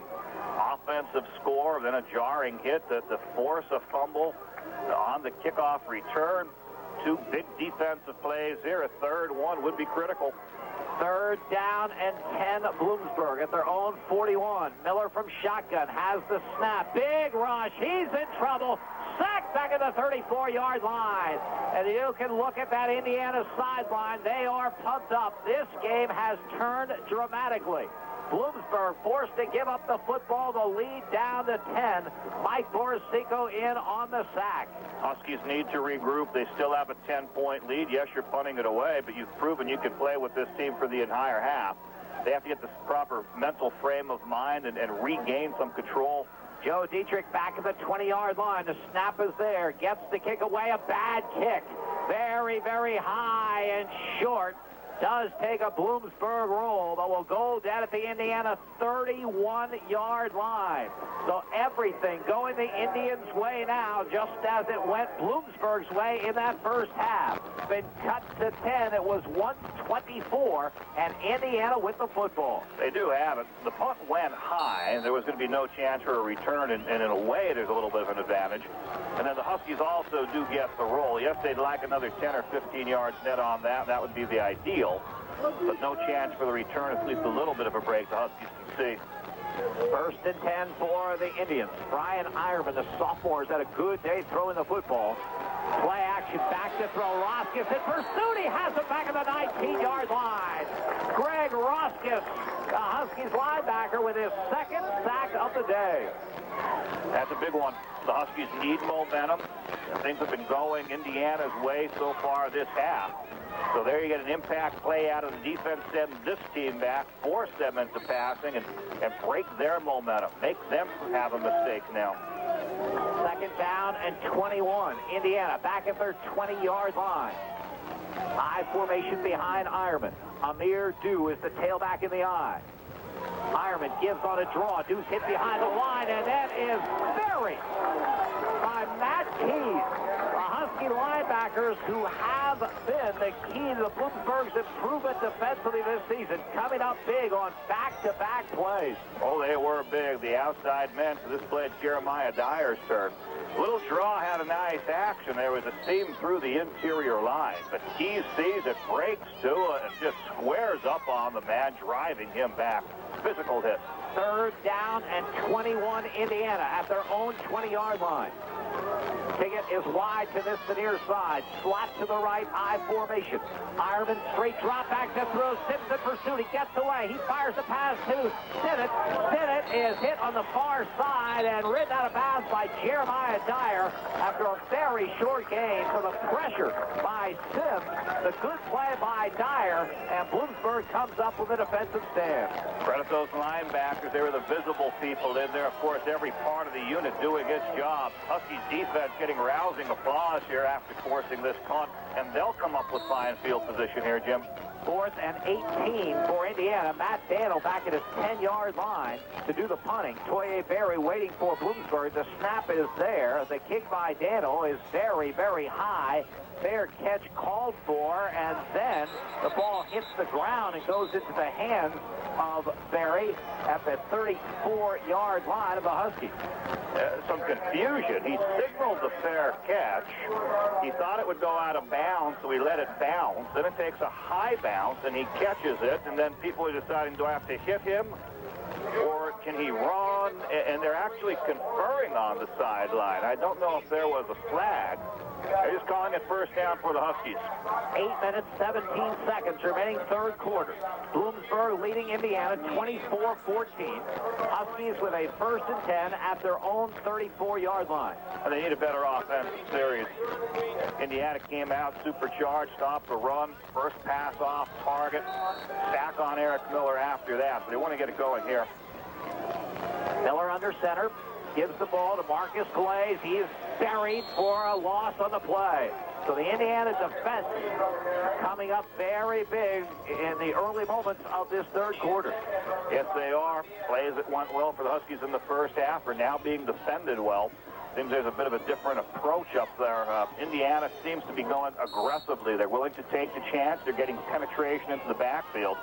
Will the Huskies be able to counter that action? Roger Wilson, their excellent defensive end, limps off to the sideline. Second and 11, Bloomsburg. Miller on a roll right, fires to the sideline. Loco with the grab. Looks like he has the first down at the 44-yard line. Very, very close. Nicely executed play. Eric Miller to Mike Loco. Joey Flora drove him out. And they're taking a long look at those chains across the way. Mike Loco usually will pick up the first down. I'll tell you, it's very difficult for a wide receiver to make that judgment, though, when the chains are on the other side of the field. Got very, very close. And not just that, his quarterback's in trouble, scrambling and running, so you have to react to save him. I mean, there's the potential for a sack on that play or just the incomplete. So while you would like to get the change, you're willing to come back, lose a couple yards, and come up short, you know, in the exchange of what would be a 15 or 20-yard difference should he take that sack.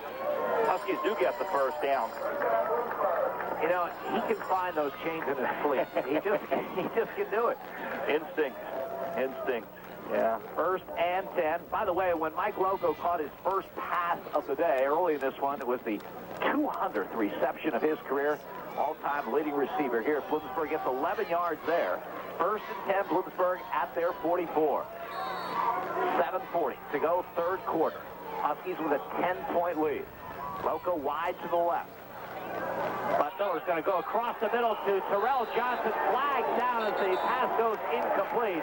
Joey Flora arguing his case, but not much of an argument. No, and I don't like the officiating. The field judge is watching the entire time. I see very physical contact and no flag at all even hinted. The line judge, who normally doesn't call pass interference, does see it, and he's the one who heaves the flag. So the official's having a bit of a difference of opinion, at least in philosophy, one allowing for the physical play, which I saw as an outright penalty, the other flagging it and making that call. First and 10 for the Huskies at the Indiana 41-yard line. Terrell Johnson making his presence felt on this team as he has for the last 3 or 4 games. He is wide to the left. Loco in a slot to that side. Doug Werner is the fullback ahead of Marcus Glaze in the I. From the 41, Glaze gets the call, tries the left side, has a little bit of room, closes quickly, but gets close to the Indiana 35-yard line. So good first down play for the Huskies. Mike Borisenko makes the stop for Indiana along with Jay O'Neill. They need that. Indiana, I think, has had a bit of a philosophy change. They're going to stop run first and worry about pass second. And they were successful in the opening series. Now what's happened is the Huskies have come out throwing, and the throwing now has loosened the defense to allow for that run to go. 2nd and 4. Doug Werner, the lone running back, gets the call and gets a couple inside the 35 to the 34, maybe the 33-yard line. At times, as they have done several times today, put Glaze as one of 3 receivers to the left. They gave it straight ahead, just a yard on the play. It's going to be 3rd down and 3 for Bloomsburg. Tripped himself up a little bit. Donovan had a great shoot forward, but his feet get tangled. So basically he's pushing the body forward and just getting his body's length. As had he been able to maintain his balance, there was a little bit of running room. Big call coming. 3rd and a long 3, just inside the 35-yard line of Indiana. And we will have a Bloomsburg timeout. 6:26 to go, 3rd quarter. Huskies 24, Indiana 14. We'll be back in 30 seconds. Right here, Bloomsburg trying to pull a shocker in Division II football. Indiana's unbeaten, ranked 5th in the nation, but the Huskies lead at 24-14. 6:26 to go, 3rd quarter. Bloomsburg with a big call. 3rd and 3 at the Indiana 34. Miller rolls, fires across his body, has Mike Loco. Loco down to the 24-yard line for the first down. John Pancake, the strong safety, makes the play, but on the run, tough throw to make. Eric Miller rolling left, throwing across his body. 10 yards to the first down, and now Bloomsburg will come right to the line of scrimmage, trying to pick up the pace of it. They've been hurt by some defensive calls where they go aggressively on down and distance. Now they have no time to make the defensive call. Miller back to throw, rolls right, looking, man in pursuit. Oh, he's going to be sacked way back at the 40-yard line. 16-yard loss. You can't have that kind of loss. You just can't. You just have to throw it away. Danny Hale really upset with his quarterback. He can't believe that the senior would take a sack like that. It was bad, and he got the 2 key blocks right at the point of attack. He started sprinting out to the right, and both men in pursuit were cut down. But the outside linebacker, instead of staying in pass coverage, comes. There's just not that many people back there. I think he wants to try to set and throw, and he just keeps backpedaling and loses yardage, and then the sack. What a terrible play. Now the draw play to Marcus Glaze. Has the room to the 30, the 20, the 15, the 10, the 5. He goes in for a touchdown. Marcus Glaze goes 40 yards on a draw play for the score. Woo! You go from heartache to triumph. After that long sack and everything that goes with it, you think the team would be down. They go with the draw call. And he just takes it, bounces it off to the right, and all of a sudden, nobody's there. Indiana has been taking some gambles defensively. They've been blitzing people. That time, their gamble ends up hurting them as no one's on the right side of the defense to stop him. Terrific blocking. Marcus Glaze does the rest. And now Chris Thompson with the extra point attempt. The snap, the placement, the kick is up. The kick is good.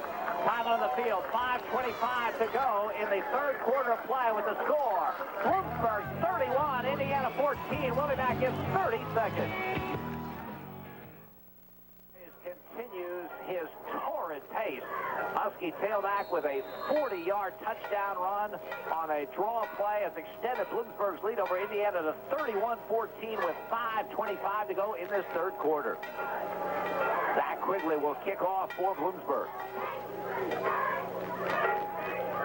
His kick is very, very high to the far side of the field. Kingston at his 8-yard line to the 10, to the 15, to the 20, to the 25, and up to the 29-yard line. Good return by Kingston. And Mike Belinsky on the stop for the Huskies. Indiana gets the football, but wait, Andy, one play after the Huskies had made a bad play, they sacked. Marcus Glaze gets some terrific blocking off this right side. Really, really did. And I also think Indiana's been taking some chances, trying to make things happen with their defense. They've been forcing the issue in tempo. And all of a sudden, they have people out of position by coming too hard, and that draw catches them with the finesse. That's a huge score. The Huskies answering Indiana's third quarter score. Lead back up to 31-14 as Ironman back to throw, fires, the ball's dropped. He was on target with that one to Ramil Tiggett, but Tiggett just could not hang on. The 2nd and 10 Indiana at their 29. Most of the pass success has been over the middle. They're taking people very deep, and then the linebackers just have too much of an area to cover. So by spreading everything out like that, they're creating seams on the inside, but that was an outright drop by Tiggett. 2nd down and 10. Now Brian Ironman will operate from shotgun. Double slot. Has the snap. Back to throw. Looking. Fires the pass. Complete to Howard, but he's brought down right in his track by Jeremiah Dyer. Dyer with a good tackle in the open field. The pass will be completed for 1 yard of gain. It'll be 3rd down and 9. Mentioned there's been room deep over the middle because the linebackers aren't getting that deep, but if they get that deep, then plays like this underneath can go. The linebackers have to be concerned with flare passes to dangerous, speedy receivers. They're worried about a Kingston or an Amar Duke catching the ball on a flare, so they can't drop very deeply into their areas. And that's the type of play they have to stop, and they do. 3rd and 9, Indiana at their own 30-yard line. Slot to the right side. Ironman from shotgun back to throw. Steps up into it, looking long to two, and the ball is incomplete. Played pretty well by Luke Murray. Long downfield with Dew. 4th down, good defensive series for Bloomsburg. Punt team on for Indiana. Yeah, another good defensive series for the Huskies. Dew going deep down the field trying to use the speed, but the Huskies are in a bit of a prevent. 5 underneath, really backpedaling, and 2 very deep. Luke Murray in position. Kingston had access to bat it away from him. Back to punt for Indiana. Matt Daniel standing back at his 16-yard line. Angles it toward the far side. Fair catch by Toye Berry. And here's going to be a 15-yard penalty against Bloomsburg right in front of their bench. Darrell Williams is blocking. The line judge is watching. Whistle's blown, and he comes up high with the hands. The other man watching the referee puts his hands in the air like not me, and the flag comes out. Huskies also had 12 men on the field for that punt return. The returner was trying to signal a timeout. No one saw him. Stopped to put his hands in his pocket. Now there was a penalty against Indiana. Oh, they saw that. They saw the retaliation, not the retaliation, but the original hit. I don't think... Well, there was penalties both ways. It must be, because, you know, what I saw was an obvious shot, and I know the official watching saw the punch up to the helmet. He must have seen first the Indiana player hit and then the retaliation by the Huskies. So it had to be that. Otherwise, one team's accepting 15 yards. Now, Bloomsburg has it at their own 38-yard line with a 1st and 10. 4:13 to go, third quarter. Eric Miller, shuffle pass to Marcus Glaze at the 40, to the 45, to midfield, to the 45, Indiana, to the 40, down to the 35-yard line. A shuffle pass straight ahead to Marcus Glaze. He continues his big day. Joey Flora and Sadiana McKeithen combine on the stop. Defensive end sees him coming, but he thinks he's going to block him. So the defensive end steps wide to go for the quarterback. And then that ball shuffles forward, and he could kill himself for it. Marcus Glaze bursting up the middle for a huge gain of over 25 yards. 27 to be exact. First and 10, Bloomsburg at the Indiana 35-yard line. Glaze the call, tries the left side. This time, nothing doing. Indiana in defense isn't used to giving up the kind of yards they've done today. Brian Harris makes the stop for them. In total offense, Glaze has over 200 yards, 2 nice receptions, an 11-yarder, and then that 27-yarder. Rushing 22 carries for 167 yards, and we have 3 minutes and 22 seconds left to go here in the third period. Second down and 12. Bloomsburg at the Indiana 37-yard line. Trips to this, the near side of the field. McLaughlin, the lone running back, he gets the call. Jamison McLaughlin just a couple to the 35-yard line. That'll bring up a third down and 10 for Bloomsburg. This is the Indiana defense that had given up only 10.5 points per game coming in. That's number 1 in the PSAC. Huskies have 31 points on the board, and they have the ball at the Indiana 36-yard line, facing a third down and 11. Huskies' offensive package poses so many different problems. They're very attentive to balancing the run and the pass. They're attentive to complementing Lelko with other receivers. The sprint out action makes a lot of trouble for defenses to try to get a rush on the quarterback, Miller. Miller from shotgun. They're coming hard. He gets the pass away, incomplete. Intended for Terrell Johnson. Mike Borisenko leveled Eric Miller just as he got it away. Johnson was open, but Eric Miller really had no chance.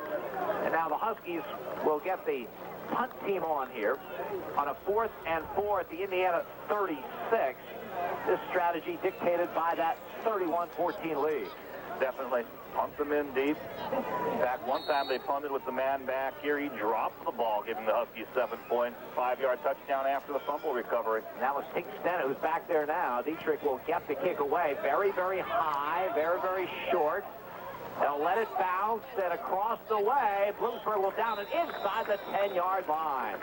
Well done, Derek Williams for 40 down there to make the play for the Huskies. So an effective punt by Joe Dietrich. And with 2:16 to go in the third quarter, Indiana will take over the football at their own 8-yard line, trailing Bloomsburg 31-14. Dietrich's had a strong game punting. 3 punts in the first half for 46.7 yards on the average. Mentioned the one he punted wasn't nearly that long, that was fumbled and recovered on the 5. And here a nice coffin corner kick pinning this team in. First and 10. Amir Dew is the lone running back behind quarterback Brian Ironman, that is, as Dew gets the call, tries to get outside right, and not much doing.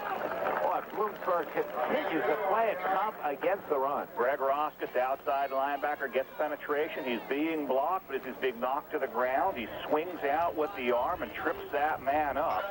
Fine defensive play. Yes, Indiana's into the blocks, but not enough interference, not able to create that seam for this great running back. In the bright sunshine now here at Redmond Stadium, Indiana facing a second down and 8 at their own 10-yard line.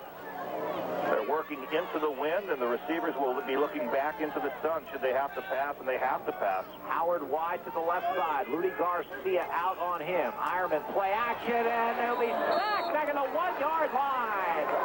Brian Sims coming hard, and the co-captain almost got the safety. I'd have ruled it a safety. Yes, he was hit on about the half-yard line and knocked into the end zone. Where do you spot that? Oh, they're spotting it near the 2-yard line. Huskies fans don't like the call. Yes, they cheer their team on for the great sack, but they can see 2 points and receiving the ball on a punt from the 20. Third down and 16, Indiana. Brian Sims, 6 foot, 245-pound senior, gets the sack. Third and 16, Indiana. Dew is the tailback, 8 yards deep in his end zone. He gets the carry and gets very, very little. So the punt team will come on for Indiana. And the Huskies figure to get great field position, closing moments of this third quarter. They will. You know, they have a bit of a decision what to do here. Center snap on a punt, you'd like to have 15 yards. They're only going to have 10. That punter's going to be under pressure. Huskies left 10 people up to make sure he gets it off in a hurry. But you have the chance of blocking this because of the length. You know, he just doesn't have enough room to punt this. And Bloomsburg wants a timeout. Huskies see something they don't like, and the Huskies will burn their second timeout of this third quarter. As Danny Hale pointing something out to the officiating crew. Well, if there's some problem on the field, then they probably would rescind the timeout. Count the men as they come off. Last time they had 12 on for the punt, nobody noticed. If the Huskies noticed that there was a substitution problem, that might have prompted the timeout. Now it's 11 as they come to the all the way over to the sideline to talk to assistant coaches Paul Darrow and Frank Williams. And while they huddle for strategy, strangely, Indiana's just staying at the line of scrimmage in their positions awaiting the Huskies, and that punter keeps looking back at that end line of the end zone, seeing where his heels are. Bloomsburg with just one timeout remaining now, 9 seconds to go in the third quarter. They took a timeout, Jim, so that this team has to kick into the wind. That's what it is. The quarter would have run out. Daniel, 9 yards deep.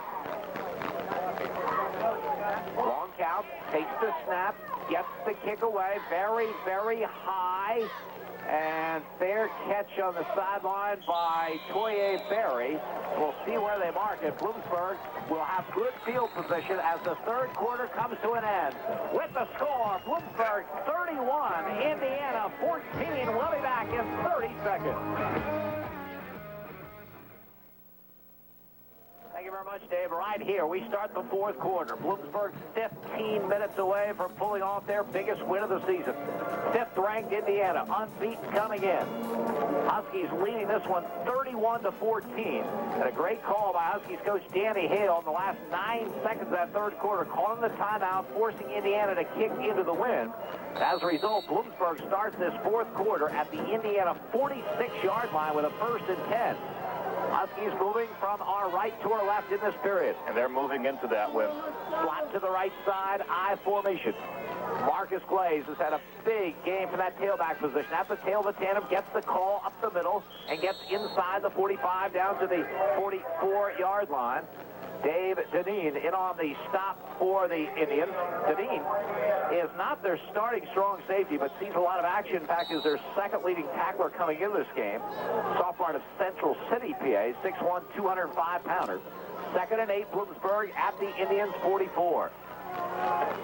Mike Loco's in a slot to the right. Terrell Johnson outside of him. Give is to Glaze off the right side, and he'll get maybe a yard. Santiago McKeefen, sophomore at Central High School in Philadelphia, making the play. Two very conservative calls, basically straight ahead. The Huskies would like to gain offensive dominance using that offensive line, but Indiana really reacting well to those straight-ahead charges. Now here we'll see them open it up a little bit more. Wide side of the field will be to the right. Eric Miller may choose to roll in that direction. They don't like keeping him straight back and letting people tee off on him. He'll be from shotgun. 3rd down and 8. Bloomsburg at the Indiana 44. Miller has the snap. Shuffle pass straight ahead to Marcus Glaze. Gets inside the 40 down to about the 38-yard line. He'll pick up 6. 4th down and 2. Bloomsburg at the Indiana 38-yard line. Let's see how they play it. Probably conservatively with that lead, and they will bring the punt team on. I think you do. The defense has been looking very strong. Do they have a stoppage, Jim? Nope, just a slow change. Yeah, I think maybe they were trying to change his mind, but no, Danny Hale wants to play it this way, get that punt team on, pin this team in. Punter Joe Dietrich put one nicely down around the 7-yard last time. He's going to go for the coffin corner again. Be kicking into this wind, and they fake it, look for the first down, and they get the first down.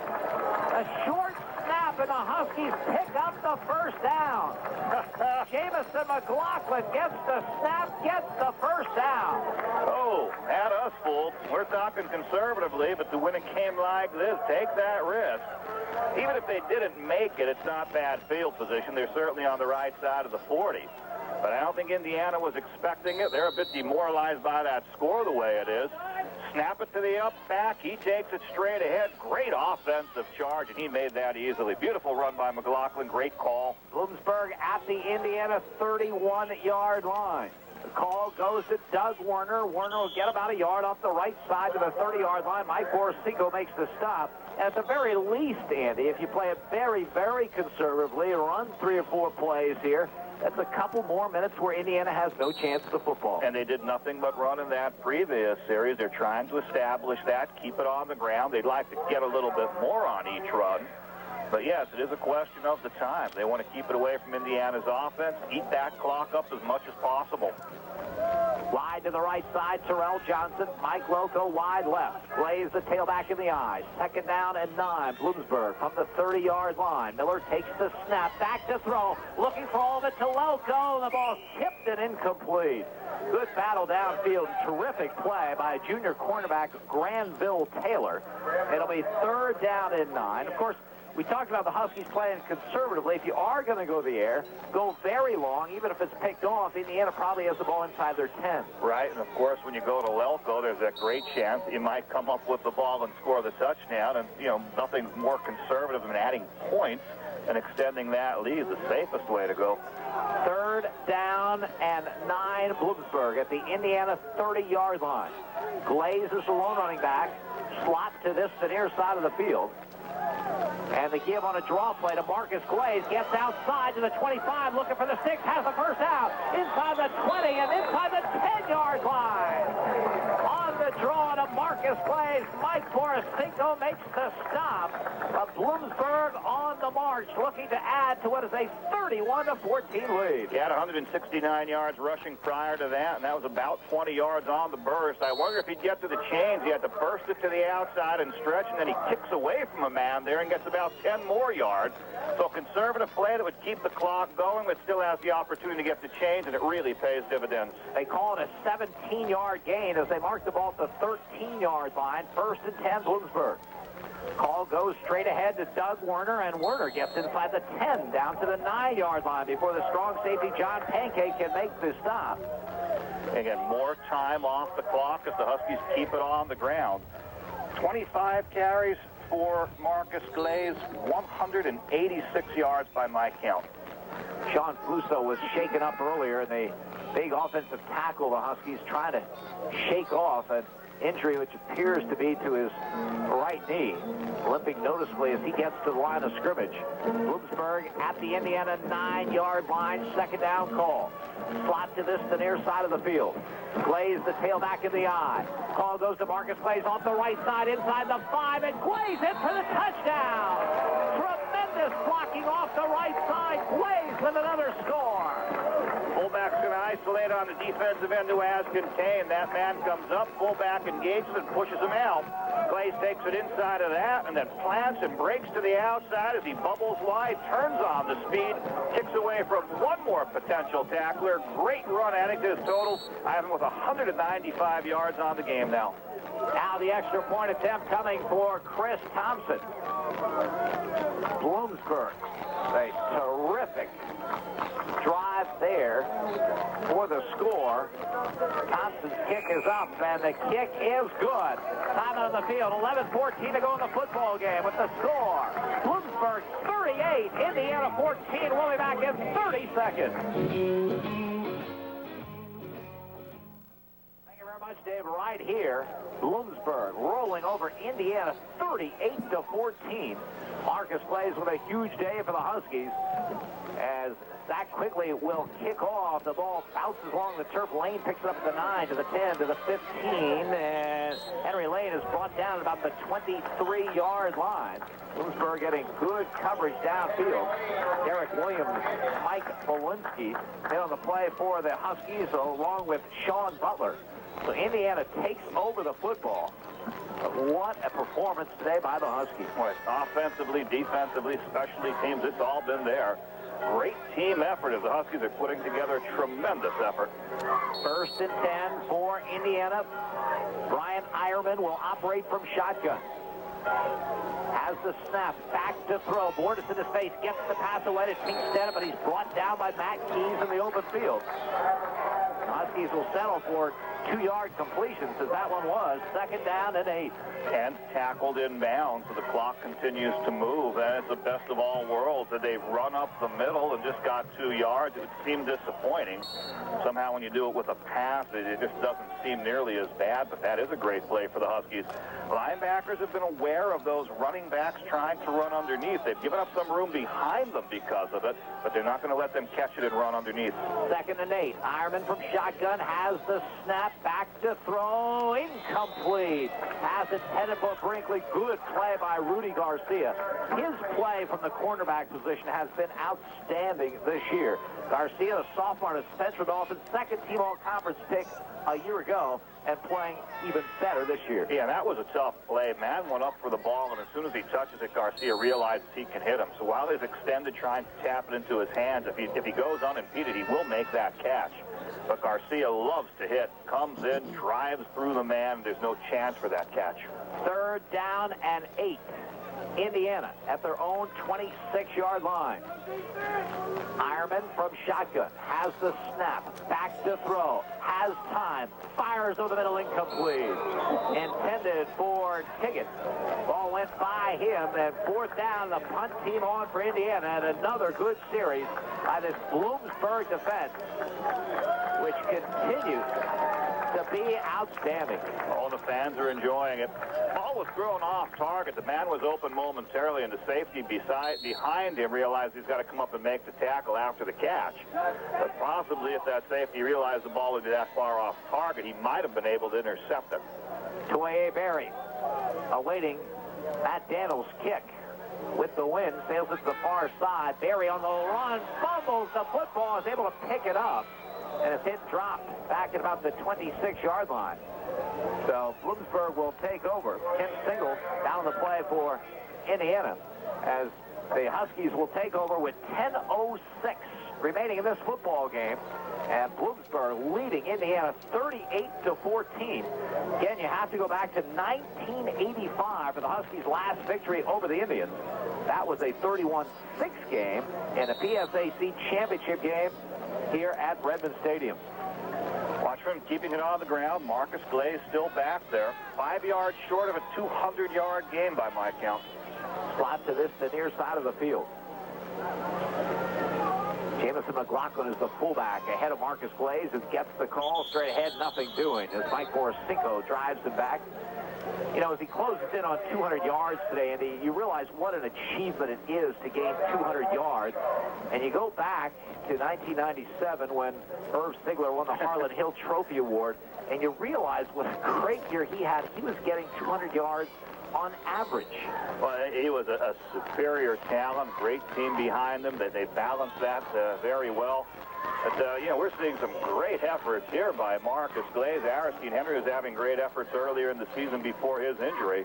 I give a lot of credit to those offensive linemen. They've been making the seams, but also the great vision and the great speed by Glaze has added to those runs. 2nd down and 9. The give to Glaze. Looking for a running room. Marcus Glaze over the 35 up to the 36-yard line. Picks up 6 yards before Jory Flora can make the stop. Husky coaches back in the spring felt that he had moved his game up to the next level, that he found the vision. He was able to run that sprint draw and see things better. And somehow early in this season, he seemed to have lost it. He became more of that straight-ahead power runner. But here in the past few games, he's using his eyes much better. This is a breakout game for him. He's had speed and power, but now he's seeing the lanes, he's seeing the field, he's making the right cuts, he's using his speed to its fullest and running this offensive system very well. 3rd down and 3, Bloomsburg at the 36. The give on a delay to Marcus Glaze. He has a first down to the 40, to the 45, to the 46-yard line. Glaze keeps his big day going. Joey Flora on the stop for Indiana. PA system announced 200 yards on the previous carry. Add about 10 more to that. I had him 1 yard short of it. I'll go with the official statistic, but he certainly deserves the accolades he got. They can keep it on the ground and keep moving with Marcus Glaze, keep taking more time off that clock. There's just nothing that Indiana can do. 1st and 10, Bloomsburg. 8:28 to go in the football game. Huskies leading at 38-14. The call goes to Jamison McLaughlin over the midfield stripe to the 40 and down to the Indiana 33-yard line. McLaughlin burst through. Flora and Pancake make the stop from the secondary. And boy, put in perspective what's being done here. This is an Indiana defense second in the entire conference against the run, giving up only 10 points a game. Veteran defensive unit, and the Huskies are shredding them. Yeah, against the run, giving up 113 yards a game. One running back is 210, and here McLaughlin with a 17-yard burst. So the Huskies' offensive line making the seams, the runners maximizing every effort. It's been a great performance. First and 10 at the Indiana 33-yard line. Glaze gets the call off the right side, and Borisenko wraps him up at the line of scrimmage. Mike Borisenko won't stop playing. 6 foot, 240-pound junior out of Altoona. Excellent linebacker. We're seeing a great one in Borisenko today, and we'll see another great one next week when East Stroudsburg comes to town. Kevin Nagel, all kinds of accolades in his career. Yes, we will. Borisenko, actually a Canadian, Jim, moved to Altoona, played high school ball there. He's the main man in the middle, leading tackler on this team, and he's still aggressive even at this point of the game. Second and 10, Bloomsburg at the Indiana 33-yard line. Glaze, the lone running back, has a give on the draw play to Marcus Glaze inside the 30 to the 25. Flag, though, to get to the 18-yard line. Flag up the lane, thrown by the referee, seeing a hole, but what a seam was there. And again, using the vision. Yeah, this offensive system really works well with the sprint draw, but it takes a special talent to run the sprint draw. It's patience and that explosive speed once you find the lane. And he's seeing the lane as it develops. I thought the hold was later in the run. I thought he would have had a nice game to begin with and didn't need the effect of that hold. But the penalty will bring it back. Marcus Glaze comes off to applause. He has had a terrific game. They'll give him a breather maybe for the rest of the day with 7:04 to go. He is exhausted as he goes to the bench. Solomon Nelson replaces him as the penalty back to the 40-yard line. Bring up second down and 17. Second and 17, we might see a pass somewhere in this series, but something they'd like to be able to complete with sure hands to keep the clock moving. Right now, that's the goal of this drive. Run as much time off as possible. Or maybe the shuffle pass. Solomon Nelson, one of three receivers to the near side, but the call goes to Jamison McLaughlin, bounces away from one tackler, and then is wrapped up for a gain of about 2 to the 38-yard line, bring up third and 15, but time on the Huskies side now. Clock running with 6:27 to go. And Bloomsburg closing in on a big win over Indiana. You know, looking at the top 25 this week, Bloomsburg was one of those teams just out of the top 25 that was getting some consideration. They should get plenty of consideration after today. Really will. They're on a great roll, great momentum coming into this game. They're the one drawback with Aristine Henry going down, the guy who had been the #1 tailback, but Marcus Glaze has certainly picked up the slack. Great offensive system, dominating defense, specialty teams coming around very strongly. This is a great unit. Third and 15, Bloomsburg from the Indiana 38-yard line. The give is to Solomon Nelson, and Solomon Nelson gets about 3 to the 35-yard line. And it'll bring up a fourth down situation from the Indiana 35 with 5.5 minutes remaining in the football game. Reminder, immediately following our wrap-up here from Redmond Stadium, you get the latest in the college football scores from today from Dave Delbo on the scoreboard show. Bloomsburg will use a lot of time here. They haven't brought the punt unit on. They may take a delay here and then bring the punt unit on. Well, exchange late. Indiana has to wait to see what the Huskies are going to do before they make their personnel changes. Of course, here from the punt, they're not really expecting much to happen. I would think they'd come try to block it hard. They're not. Joe Dietrich at the Indiana 49 gets the kick away, and it will bounce into the end zone. Should point out that Marcus Glaze, in addition to being that terrific tailback for the Huskies, is a great special teams player. In fact, Glaze is the one that Bloomsburg has going down under punts. He was that time. Indiana has it at their 20-yard line with just 4:53 to go. And Bloomsburg leading it 38-14. Talking to Chuck Souders before the game and asked him, what he thought of this one. He felt very confident for the Huskies' opportunities. It's something like a 37-17 score. I thought he was being overly optimistic. But he had a pretty good read on it. He'll be tough to live with from this point on. Ironman back to throw, fires over the middle, has his man. Completion out to the 37-yard line as Ocasio makes the stop. Trent Flick on the tackle for the Huskies. They'll pick up 17 on the play for a 1st and 10. Boy, Ironman's going to have a good career at Indiana, just a sophomore. Played a lot of starting quarterback as a true freshman a year ago. He's back in the shotgun. Has the snap, fires. Ocasio makes a diving grab and does make it over midfield at the Bloomsburg 49-yard line. Picks up 14 more, 1st and 10. Now, given the catch, I wasn't sure if any official could really see it. Thrown low, did it bounce in? Did he trap it? The official sort of looked to see if anyone had the clearest perspective. Man comes up with the ball. Ocasio holds it like he caught it cleanly, and they award him the catch. 1st and 10 at the Bloomsburg 49-yard line. Ironman from shotgun has the snap. Huskies in pursuit. Gets the pass away to Stinnett, but it's knocked down incomplete. Matt Keys all over the play. Jeremiah Dyer there as well. Well, these 3 linebackers, the 2 just mentioned, and Greg Roskis, have really played tremendous football for Bloomsburg this season. Really have. They're the standout part of the unit because you get the statistics, you see the visible hits. Up front, the defensive tackles and down ends have to engage the linemen and often keep the linemen off of those linebackers to free them up. So they are very visible, very aggressive to the ball, tough-nosed individuals. 2nd and 10, Indiana for the Bloomsburg 49. Ironman hands off to Stinnett, tries to sweep the left side, is hit hard as he gets to 45. There's Greg Roskis, just talking about him. Makes the play after a 4-yard gain, 3rd down and 6. Danny Hale was very concerned about Tink Stinnett being in this backfield. He's at 1,000 yards as a tailback before a knee injury. And when the fullback got hurt, Rob Holt, they decided to go with Stinnett and have he and Amar Dew in the same backfield, and Stinnett scared him every bit as much as Amar Dew. Stinnett ends up with 4 carries for only 20 yards on the game. He's really been held in check, as has Dew.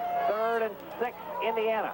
From the Bloomsburg 45, Ironman has the snap, fires over the middle, has the tight end Green, diving catch for a 1st down at the 27. Derek Green, redshirt freshman of Coatesville High School, 6'3", 225-pounder, catches the pass for 18 yards.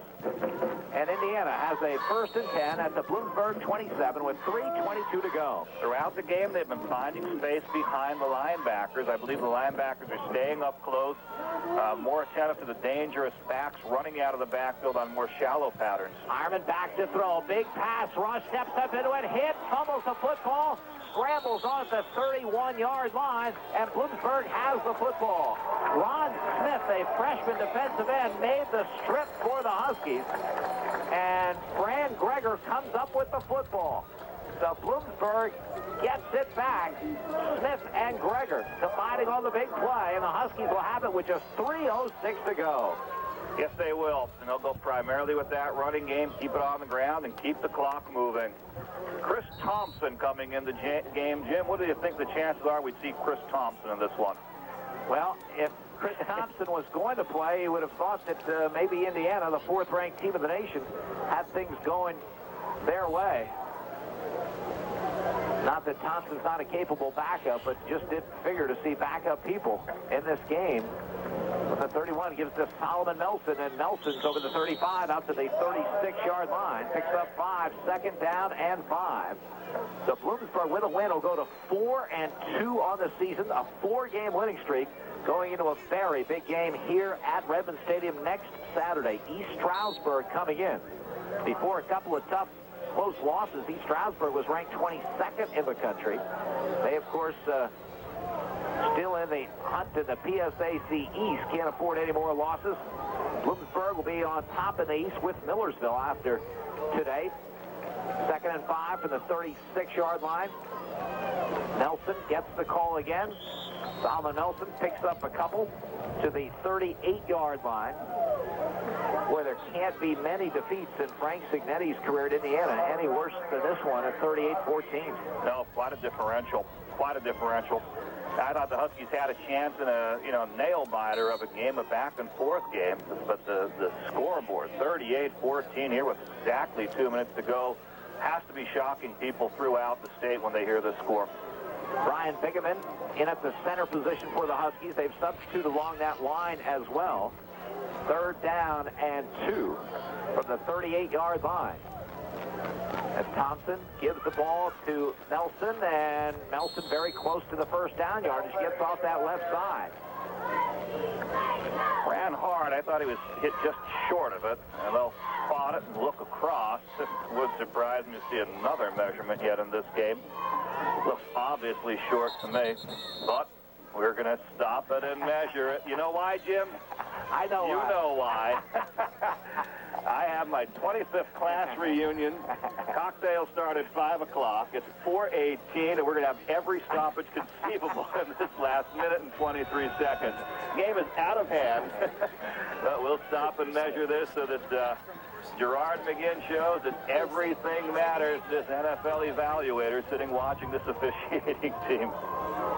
And it's 1 inch short. The offense wants to go for it with 1:23 to go. Fans want to as well. No use punting it at this point. That's quarterback sneak territory. 1:23, you turn the ball over. You could give up points, but if you make this sneak and Thompson is coming back in, then you just run this clock out. Well, there's some huge home games left in this season for Bloomsburg, including East Stroudsburg and Millersville. Great to be a local fan. East Stroudsburg, always a very, very physical team, have shown themselves to be very strong. And Millersville, of course, tremendous quarterback, and Drew Fulmer, great system. Both tremendous rivalries and both enjoyable to have as home games. Bloomsburg sets it down, 1:09 to go, clock begins to run. Indiana jumps across. Bloomsburg will get the 5, and they'll be able to run out the clock with 1:04 to go. They should. Ran right over the center, broke on the cadence call. Center then snaps it back to catch him in the neutral zone. Gerard McGinn indicates that. We'll march this 5 yards off. Huskies back in the huddle. They'll keep it on the ground. There's nothing much more that Indiana can do but watch.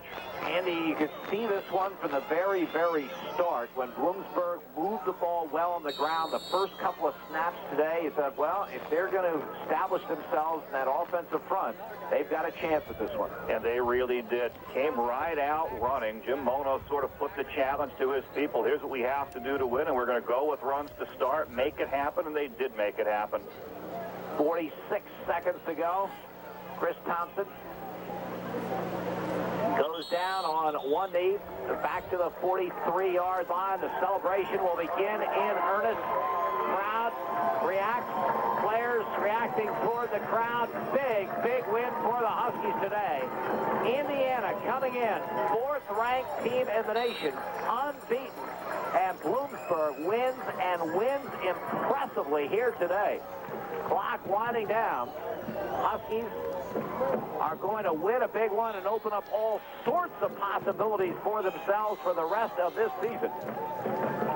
The clock winds down. There will be no more snaps. That's it. Bloomsburg has pulled it off. The Huskies of Bloomsburg have pulled off one of their biggest wins in years, their first win over Indiana since 1985. They knocked the Indians from the ranks of the unbeaten, knocking off the 5th-ranked team in the nation and doing it in convincing fashion here today before a Parents' Day crowd by a final score of 38-14. The Huskies got on the board first with an 8-play drive capped on a 26-yard Chris Thompson field goal. Take a 3-0 lead with 8:43 to go in the first quarter, and then extended that lead with 5:30 to go in the quarter on a 25-yard touchdown pass, Eric Miller to Terrell.